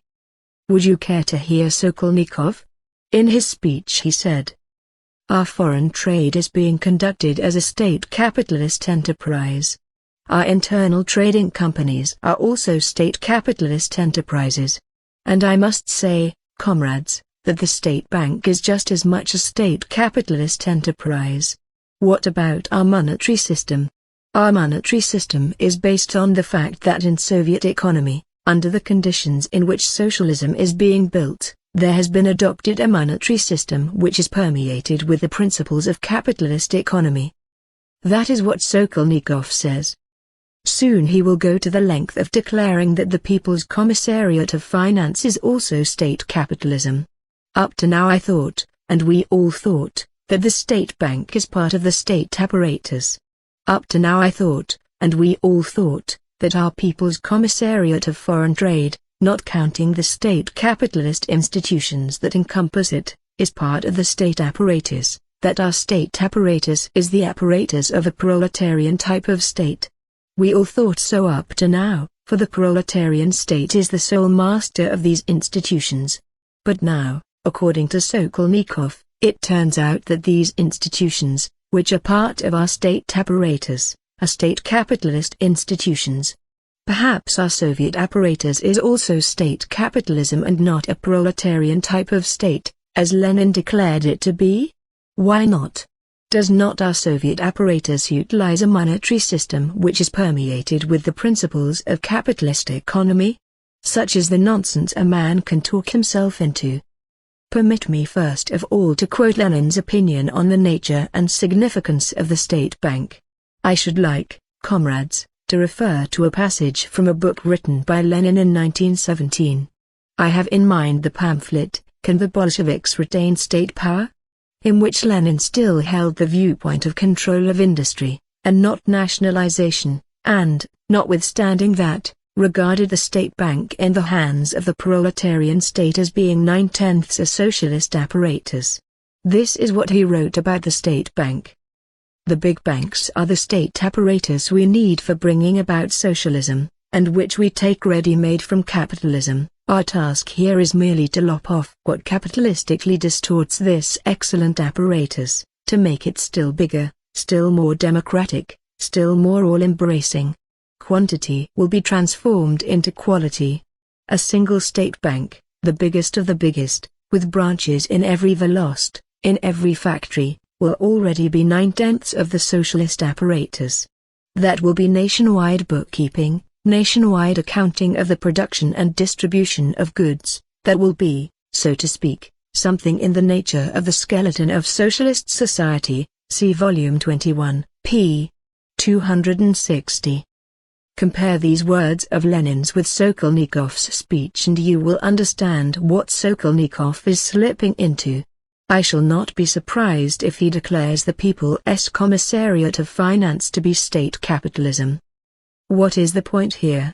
Why does Sokolnikov fall into such errors?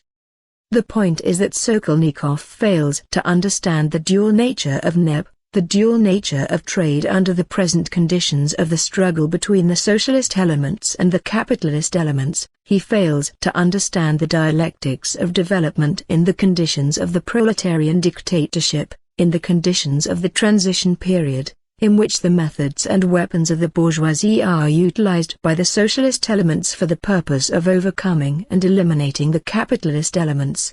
The point is not at all that trade and the monetary system are methods of capitalist economy. The point is that in fighting the capitalist elements, the socialist elements of our economy master these methods and weapons of the bourgeoisie for the purpose of overcoming the capitalist elements, that they successfully use them against capitalism, successfully use them for the purpose of building the socialist foundation of our economy. Hence, the point is that, thanks to the dialectics of our development, the functions and purpose of those instruments of the bourgeoisie change in principle, fundamentally, They change in favor of socialism to the detriment of capitalism. Sokolnikov's mistake lies in his failure to understand all the complexity and contradictory nature of the processes that are taking place in our economy. Permit me now to refer to Lenin on the question of the historical character of state capitalism, to quote a passage on the question as to when and why he proposed state capitalism as the chief form, as to what induced him to do that, and as to precisely under what concrete conditions he proposed it. A voice, please do. We cannot under any circumstances forget what we very often observe, namely, the socialist attitude of the workers in factories belonging to the state, where they themselves collect fuel raw materials and produce, or when the workers try properly to distribute the products of industry among the peasantry and to deliver them by means of the transport system. That is socialism. But side by side with it there is small economy, which very often exists independently of it. Why can it exist independently of it? Because large-scale industry has not been restored, because the socialist factories can receive only 1/10, perhaps, of what they should receive, and insofar as they do not receive what they should, small economy remains independent of the socialist factories. The incredible state of ruin of the country, and the shortage of fuel, raw materials and transport facilities, lead to small production existing separately from socialism. And I say, under these circumstances, what is state capitalism? It will mean the amalgamation of small production. Capital amalgamates small production, capital grows out of small production. It is no use closing our eyes to this fact. Of course, freedom of trade means the growth of capitalism, one cannot get away from it. And whoever thinks of getting away from it and brushing it aside is only consoling himself with words. If small economy exists, if there is freedom of exchange, capitalism will appear. But has this capitalism any terrors for us if we hold the factories, works, transport and foreign trade in our hands? And so I said then, and will say now, and I think it is incontrovertible, that this capitalism has no terrors for us.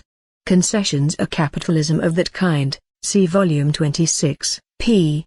306. That is how Lenin approached the question of state capitalism. In 1921, when we had scarcely any industry of our own, when there was a shortage of raw materials, and transport was at a standstill, Lenin proposed state capitalism as a means by which he thought of linking peasant economy with industry. And that was correct. But does that mean that Lenin regarded this line as desirable under all circumstances? Of course not.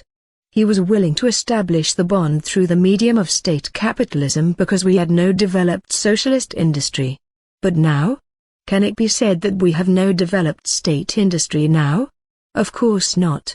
Development proceeded along a different channel, concessions scarcely took root, state industry grew, state trade grew, the cooperatives grew, and the bond between town and country began to be established through socialist industry. We found ourselves in a better position than we had expected. How can one, after this, say that state capitalism is the chief form of managing our economy? The trouble with the opposition is that it refuses to understand these simple things. 8. Zinoviev and the peasantry. The question of the peasantry. I said in my report, and speakers here have asserted, that Zinoviev is deviating in the direction of underestimating the middle peasants, that only recently he definitely held the viewpoint of neutralizing the middle peasants, and is only now, after the struggle in the party, trying to go over to establish himself on the other viewpoint, the viewpoint of a stable alliance with the middle peasants. Is all that true? Permit me to quote some documents. In an article on Bolshevization, Zinoviev wrote this year, "There are a number of tasks which are absolutely common to all the parties of the Comintern. Such, for example, are the proper approach to the peasantry. There are 3 strata among the agricultural population of the whole world, which can and must be won over by us and become the allies of the proletariat, the agricultural proletariat, the semi-proletarians, the smallholder peasants and the small peasantry who do not hire labor. There is another stratum of the peasantry, the middle peasants, which must be at least neutralized by us. Pravda, January 18, 1925. That is what Zinoviev writes about the middle peasantry 6 years after the Eighth Party Congress, at which Lenin rejected the slogan of neutralizing the middle peasants and substituted for it the slogan of a stable alliance with the middle peasants. Bakuev asks, what is the terrible about that? But I will ask you to compare Zinoviev's article with Lenin's thesis on staking on the middle peasants and to answer the question, has Zinoviev departed from Lenin's thesis or not? A voice from the hall, it refers to countries other than Russia. Commotion, it is not so, comrade, because in Zinoviev's article it says, tasks which are absolutely common to all the parties of the Comintern. Will you really deny that our party is also a part of the Comintern? Here it is directly stated, to all the parties. A voice from the benches of the Leningrad delegation, at definite moments. General laughter. Compare this passage from Zinoviev's article about neutralization with the passage from Lenin's speech at the Eighth Party Congress in which he said that we must have a stable alliance with the middle peasants, and you will realize that there is nothing in common between them. It is characteristic that after reading these lines in Zinoviev's article, Comrade Lenin, that advocate of a second revolution in the countryside, hastened to associate himself with them. I think that although Comrade Lenin spoke in opposition to Kamenev and Zinoviev the other day, and spoke rather well, this does not exclude the fact that there are points on which we disagree with him and that we must here dissociate ourselves from him. Here is the opinion Comrade Lenin expressed about this article of Zinoviev's. The proper approach to the peasantry from the point of view of the common tasks of all the parties of the Comintern was quite correctly formulated by its chairman, Zinoviev, Lenin, the Soviet countryside, p. 80. I see that Comrade Lenin protests, saying that he makes a reservation in his book about his disagreeing with Zinoviev insofar as Zinoviev extends the slogan of neutralizing the middle peasants to Russia as well. It is true that in his book he makes this reservation and says that neutralization is not enough for us, that we must take a step farther in the direction of agreement with the middle peasants against the kulaks. But here, unfortunately, Comrade Lenin drags in his scheme of a second revolution against kulak domination, with which we disagree, which brings him near to Zinoviev and compels me to dissociate myself from him to some extent.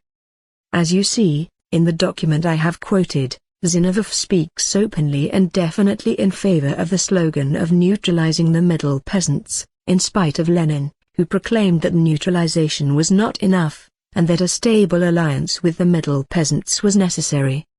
The next document. In his book Leninism, Zinoviev, quoting from Lenin the following passage dating from 1918, with the peasantry to the end of the bourgeois democratic revolution, with the poor, the proletarian and the semi-proletarian section of the peasantry, forward to the socialist revolution, draws the following conclusion. The fundamental problem that is engaging our minds at the present moment is elucidated fully and to the end in the above-quoted theses of Lenin's. To this nothing can be added, not a single word can be subtracted. Here everything is said with Illich's terseness and explicitness, concisely and clearly, so that it simply asks to be put into a textbook, Leninism, p. 60. Such, according to Zinoviev, is the exhaustive characterization of the peasant question given by Leninism. With the peasantry as a whole against the Tsar and the landlords, that is the bourgeois revolution. With the poor peasants against the bourgeoisie, that is the October Revolution. That is all very well. It gives two of Lenin's slogans. But what about Lenin's third slogan, with the middle peasants against the kulaks for building socialism? What has become of Lenin's third slogan? It is not in Zinoviev's book. It has disappeared. Although Zinoviev asserts that to this nothing can be added, nevertheless, if we do not add here Lenin's third slogan about a stable alliance of the proletariat and poor peasants with the middle peasants, we run the risk of distorting Lenin, as Zinoviev distorts him. Can we regard it as an accident that Lenin's third slogan, which is our most urgent slogan today, has disappeared, that Zinoviev has lost it? No, it cannot be regarded as an accident, because he holds the viewpoint of neutralizing the middle peasants. The only difference between the first and second document is that in the first he opposed the slogan of a stable alliance with the middle peasants, while in the second he kept silent about this slogan. The third document is Zinovev's article The Philosophy of the Epoch. I am speaking of the original version of that article, which does not contain the changes and additions that were made later by members of the Central Committee. The characteristic feature of that article is that, like the second document, it is completely silent about the question of the middle peasants and, evading this most urgent question, talks about some kind of indefinite, narodnik equality, without pointing to the class background of equality.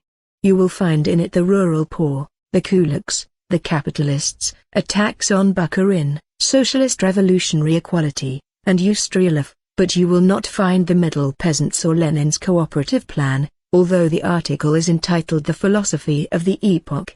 When Comrade Molotov sent me that article, I was away at the time. I sent back a blunt and sharp criticism. Yes, comrades, I am straightforward and blunt, that's true, I don't deny it.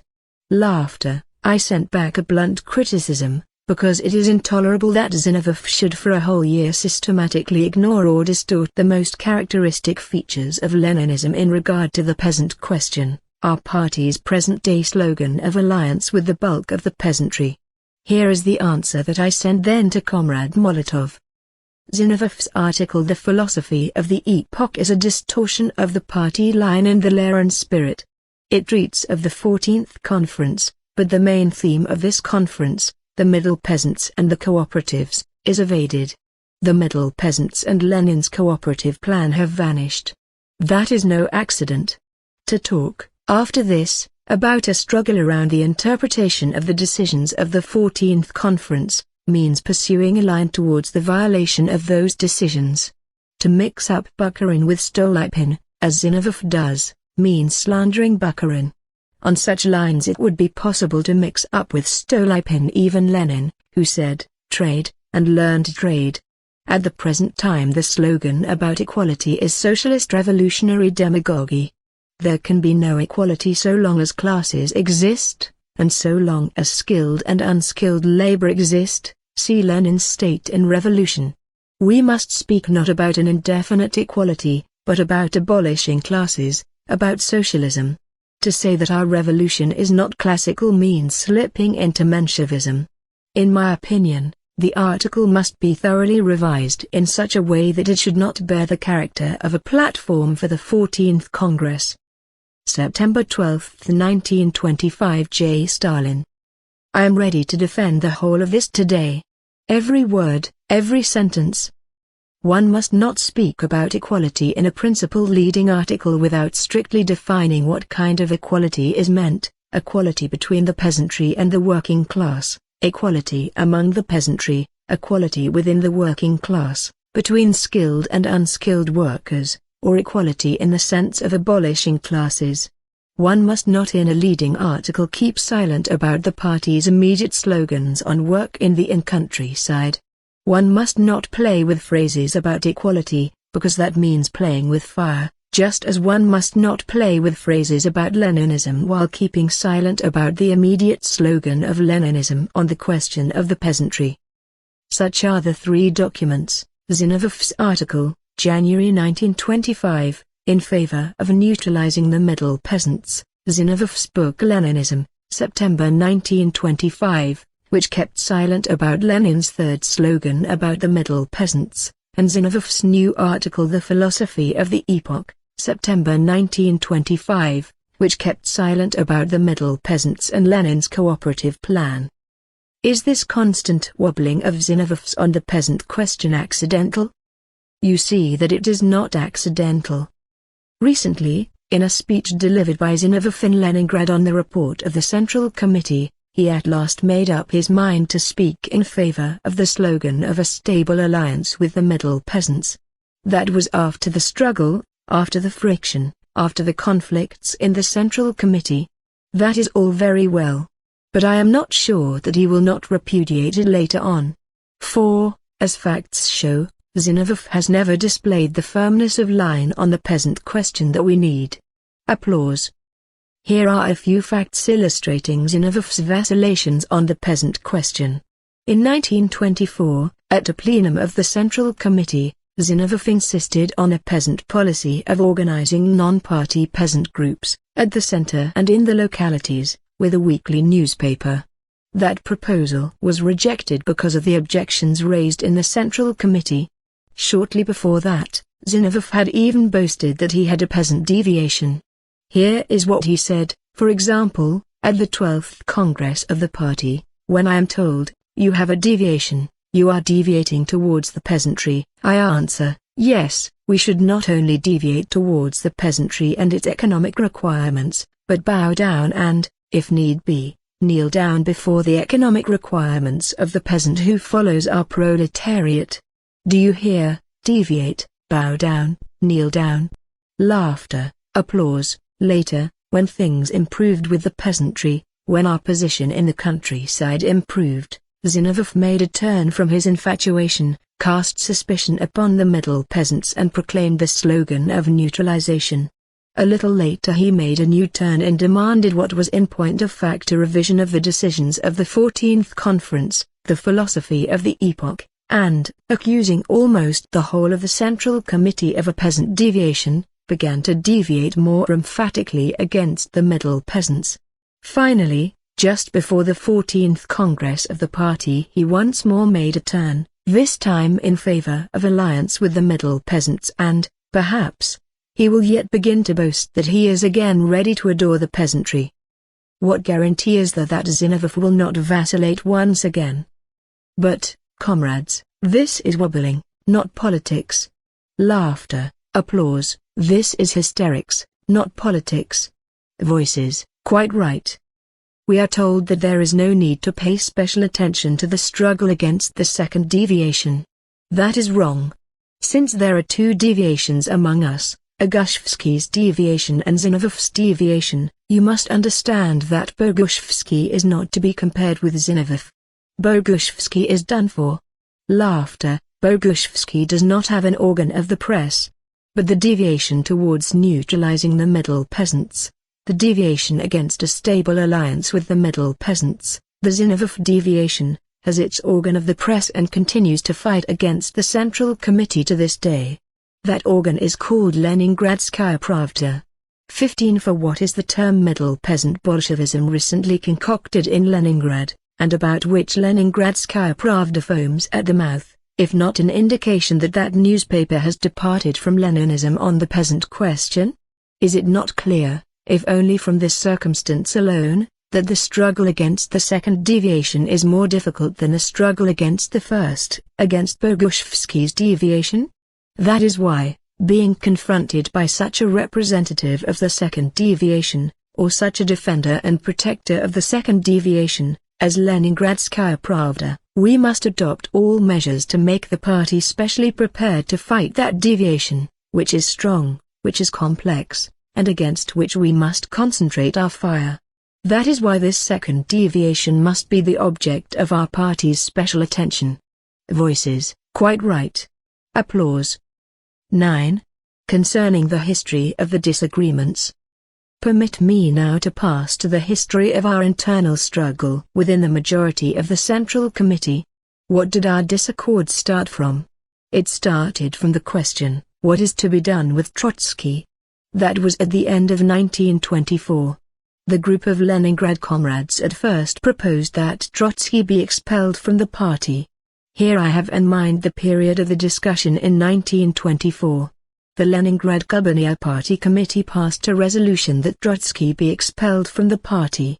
We, that is, the majority on the Central Committee, did not agree with this. Voices, quite right. We had some struggle with the Leningrad comrades and persuaded them to delete the point about expulsion from their resolution. Shortly after this, when the plenum of the Central Committee met and the Leningrad comrades, together with Kamenev, demanded Trotsky's immediate expulsion from the political bureau, we also disagreed with this proposal of the opposition. We obtained a majority on the Central Committee and restricted ourselves to removing Trotsky from the post of People's Commissar of Military and Naval Affairs. We disagreed with Zinoviev and Kamenev because we knew that the policy of amputation was fraught with great dangers for the party, that the method of amputation, the method of bloodletting, and they demanded blood, was dangerous, infectious. Today you amputate one limb, tomorrow another, the day after tomorrow a third. What will we have left in the party? Applause. This first clash within the majority on the Central Committee was the expression of the fundamental difference between us on questions of organizational policy in the party. The second question that caused disagreements among us was that connected with Sarkis's speech against Bukharin. That was at the 21st Leningrad Conference in January 1925. Sarkis at that time accused Bukharin of syndicalism. Here is what he said. We have read in the Moscow Pravda Bukharin's article on worker and village correspondence. The views that Bukharin develops have no supporters in our organization.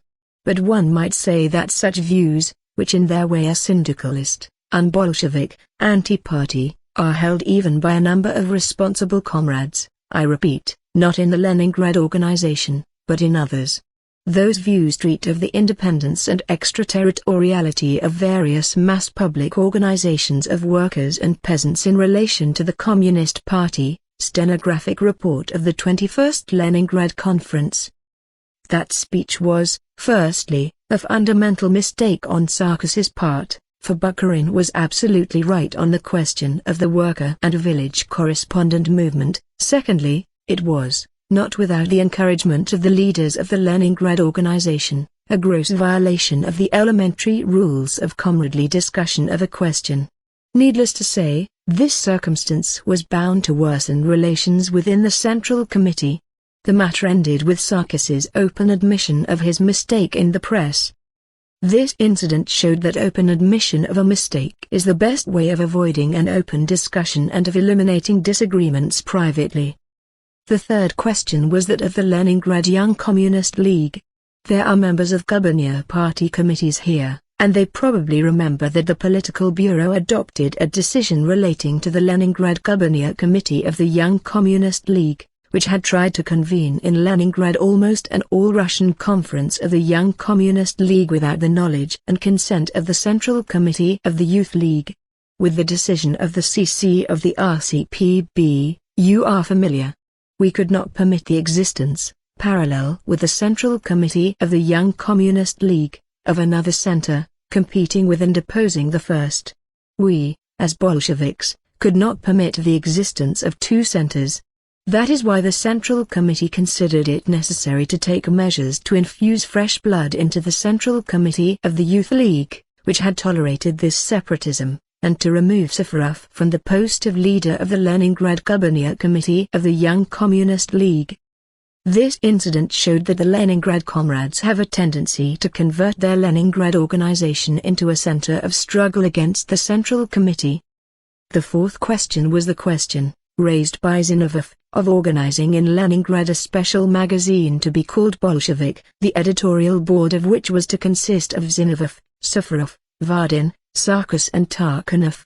We did not agree with this and said that such a magazine, running parallel with the Moscow Bolshevik, would inevitably become the organ of a group, a factional organ of the opposition, that such a step was dangerous and would undermine the unity of the party. In other words, we prohibited the publication of that magazine. Now, attempts are being made to frighten us with the word prohibition.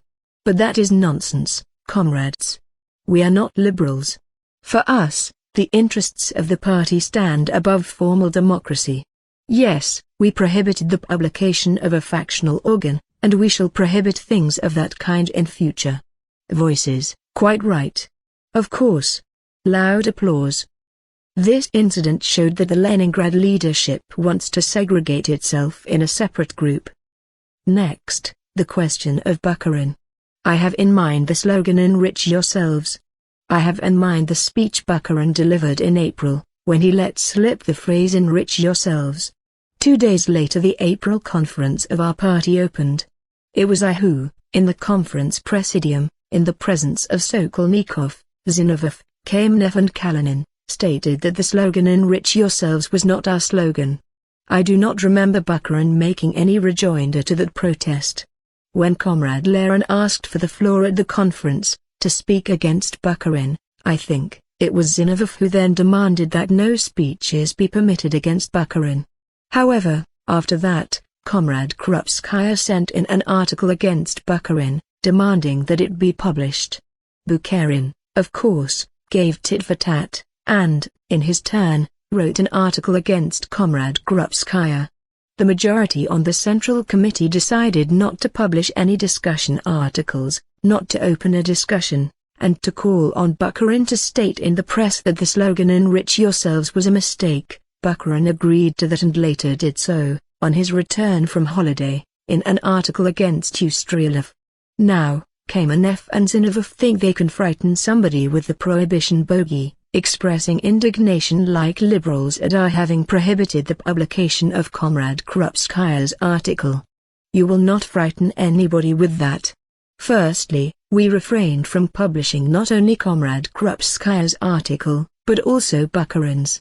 Secondly, why not prohibit the publication of Comrade Krupskaya's article if the interests of party unity demand that of us? In what way is Comrade Krupskaya different from every other responsible comrade? Perhaps you think that the interests of individual comrades should be placed above the interests of the party and its unity. And not the comrades of the opposition aware that for us, for Bolsheviks, formal democracy is an empty shell, but the real interests of the party are everything? Applause. Let the comrades point to a single article in the party's central organ, in Pravda, that directly or indirectly approves of the slogan "Enrich Yourselves." They cannot do so, because no such articles exist. There was one case, the only one, when Komsomolskaya Pravda published an article by Stetsky, in which he tried to justify the "Enrich Yourselves" slogan in a mild and barely perceptible way. But what happened? The very next day the Secretariat of the Central Committee called the editorial board of that newspaper to order in a special letter signed by Molotov, Andreev and Stalin. That was on June 2, 1925. Several days later, the Organizing Bureau of the Central Committee, with the full consent of Bukharin, adopted a resolution to the effect that the editor of that newspaper be removed. Here is an excerpt from that letter. Moscow, June 2, 1925. To all the members of the editorial board of Komsomolskaya Pravda. We are of the opinion that certain passages in Stetsky's articles "A New Stage in the New Economic Policy" evoke doubts.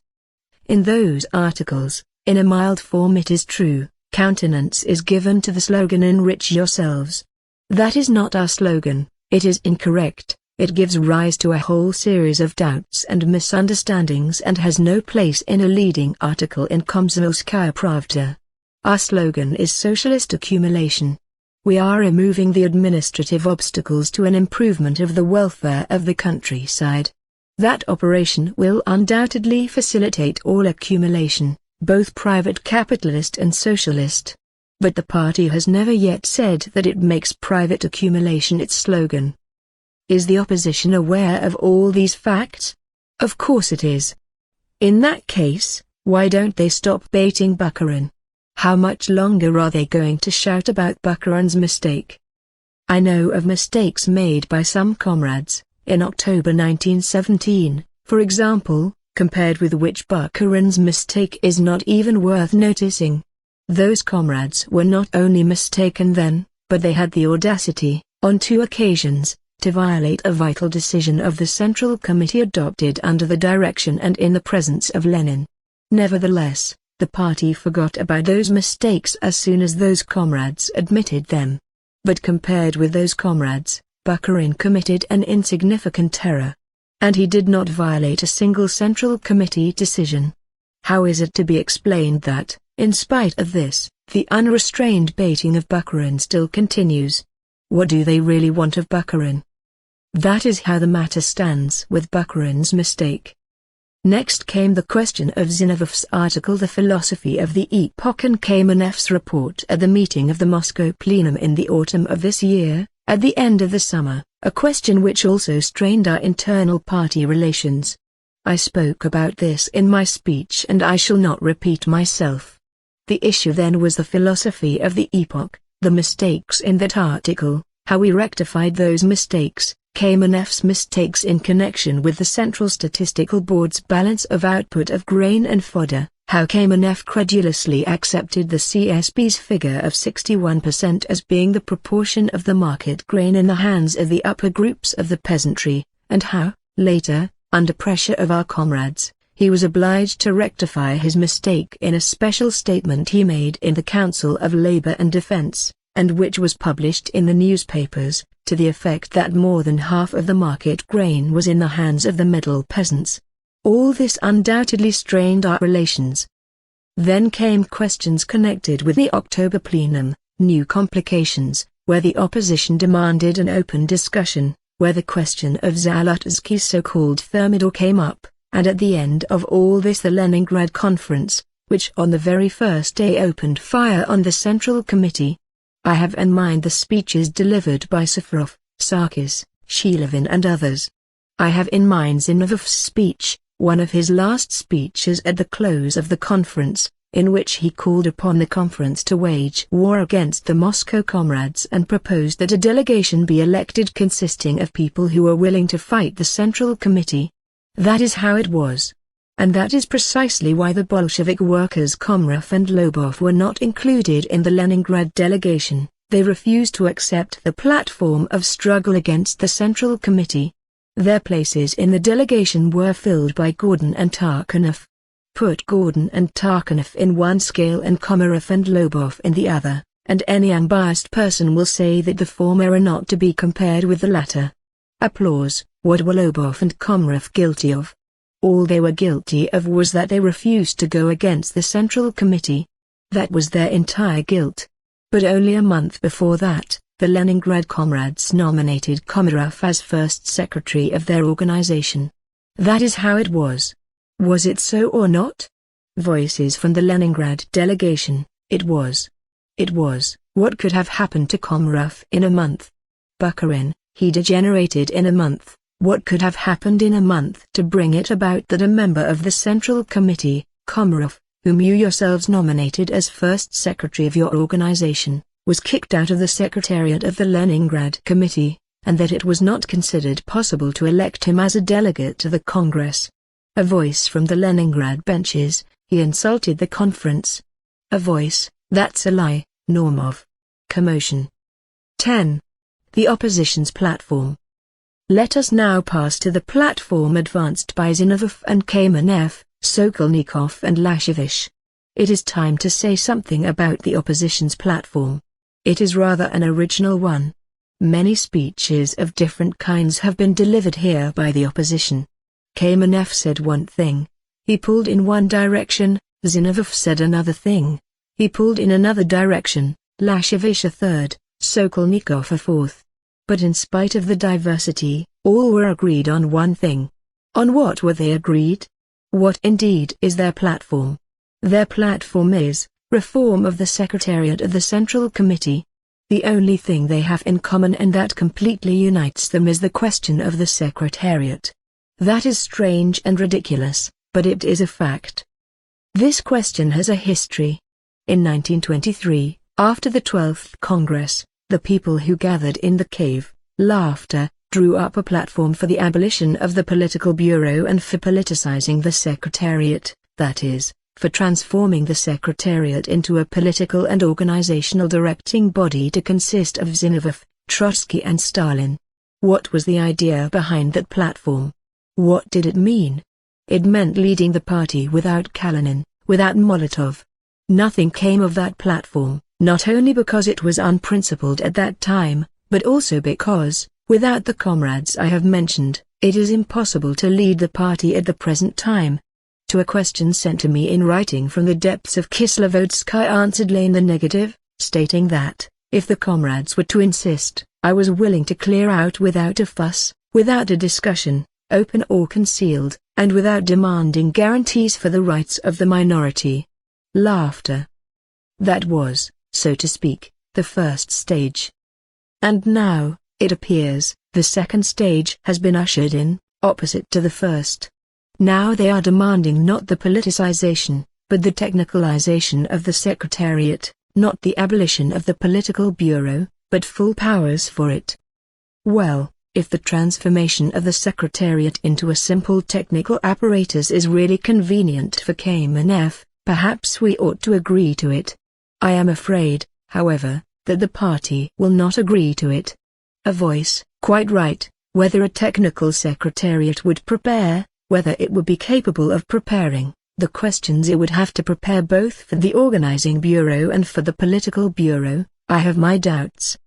But when they talk about a political bureau with full powers, such a platform deserves to be made into a laughingstock. Hasn't the political bureau full powers? And not the Secretariat and the organizing bureau subordinate to the political bureau? And what about the plenum of the Central Committee? Why does not our opposition speak about the plenum of the Central Committee? Is it thinking of giving the political bureau fuller powers than those possessed by the plenum? No, the opposition is positively unlucky with its platform, or platforms, concerning the Secretariat. 11. Their desire for peace. What is to be done now, you will ask, what must we do to extricate ourselves from the situation that has been created? This question has engaged our minds all the time, during the Congress as well as before it. We need unity of the party ranks, that is the question now. The opposition is fond of talking about difficulties. But there is one difficulty that is more dangerous than all others, and which the opposition has created for us, the danger of confusion and disorganization in the party. Applause. We must above all overcome that difficulty. We had this in mind when, 2 days before the Congress, we offered the opposition terms of a compromise agreement aimed at a possible reconciliation. Here is the text of our offer. The undersigned members of the Central Committee believe that the preparation for the Party Congress by a number of leading comrades of the Leningrad organization was conducted contrary to the line of the Central Committee of the party and in opposition to the supporters of this line in Leningrad. The undersigned members of the Central Committee regard the resolution of the Moscow Conference as being absolutely correct both in substance and in form, and believe that it is the Central Committee's duty to rebuff all tendencies that run counter to the party line and disorganize the party. However, for the sake of maintaining the unity of the party, peace within the party, of averting the possible danger of alienating the Leningrad organization, one of the best organizations in the RCP, from the party's Central Committee, the undersigned consider it possible, if the Congress endorses the Central Committee's distinct and clear political line, to make a number of concessions. With this in view we make the following proposals. 1. In drafting the resolution on the Central Committee's report, to take the resolution of the Moscow Conference as a basis but to tone down some of its formulations. 2. The publication in the newspapers, or in bulletins, of the letter of the Leningrad Conference and of the Moscow Committee's reply to that letter to be regarded as inexpedient in the interests of unity. 3. Members of the Political Bureau, and not to speak against each other at the Congress. 4. In speeches at the Congress, to dissociate ourselves from Sarkis, on regulating the composition of the party, and from Suvorov, on state capitalism. 5. The mistake in connection with Komarov, Lobov and Moskvin to be rectified by organizational measures. 6. The Central Committee's decision to include a Leningrad comrade in the Secretariat of the Central Committee to be put into effect immediately after the Congress. 7. With the view to strengthening connection with the central organ, one party worker from Leningrad to be included in the editorial board of the central organ. 8. In view of the incompetence of the editor of Leningradskaya Pravda, Gladnev, to recognize the need to replace him by a more competent comrade by agreement with the Central Committee. Kalinin, Stalin, Molotov, Dzerzhinsky, and others. 15. 12. 1925 inches. That is the compromise we offered, comrades. But the opposition was unwilling to come to an agreement. Instead of peace, it preferred an open and fierce struggle at the Congress. Such is the opposition's desire for peace. 12. the party will achieve unity. In the main, we still adhere to the viewpoint of that document. In our draft resolution, as you know, we have already toned down some of the formulations in the interests of peace in the party. We are against amputation. We are against the policy of amputation. That does not mean that leaders will be permitted with impunity to give themselves airs and ride roughshod over the party. No, excuse us from that. There will be no obeisances to leaders. Voices, quite right. Applause, we stand for unity, we are against amputation. The policy of amputation is abhorrent to us. The party wants unity, and it will achieve it with Kamenev and Zinoviev, if they are willing, without them if they are unwilling. Voices, quite right. Applause. What is needed for unity? That the minority should submit to the majority. Without that there is no unity of the party, nor can there be. We are opposed to the publication of a special discussion sheet. Bolshevik has a discussion section. That will be quite enough. We must not allow ourselves to be carried away by discussions. We are a party that is governing a country, do not forget that. Do not forget that every discord at the top finds an echo in the country that is harmful to us, not to speak of the effect it has abroad. The organs of the Central Committee will probably remain in their present shape. The party is hardly likely to agree to break them up. Voices, quite right. Applause. The Political Bureau has full powers as it is superior to all the organs of the Central Committee except the plenum. But the supreme organ is the plenum, that is sometimes forgotten. Our plenum decides everything, and it calls its leaders to order when they begin to lose their balance. Voices, quite right. Laughter. Applause.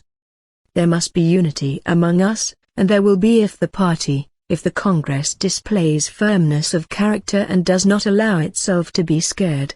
Voices, we won't. We are seasoned people, if any of us go too far, we shall be called to order. That is essential, that is necessary. To lead the party otherwise than collectively is impossible. Now that Ilitch is not with us, it is silly to dream of such a thing. Applause. It is silly to talk about it. Collective work, collective leadership, unity in the party, unity in the organs of the Central Committee, with the minority submitting to the majority, that is what we need now. As regards the Leningrad communist workers, I have no doubt that they will always be in the front ranks of our party. With them we built the party, with them we reared it, with them we raised the banner of the uprising in October 1917, with them we defeated the bourgeoisie, with them we combated, and will combat, the difficulties in the path of our work of construction. I am sure that the Leningrad communist workers will not lag behind their friends in the other industrial centers in the struggle for iron, Leninist unity in the party. Stormy applause. The Internationale is sung. Pravda, knows. 291, 292 and 296, December 20th, 22nd, and 29th, 1925.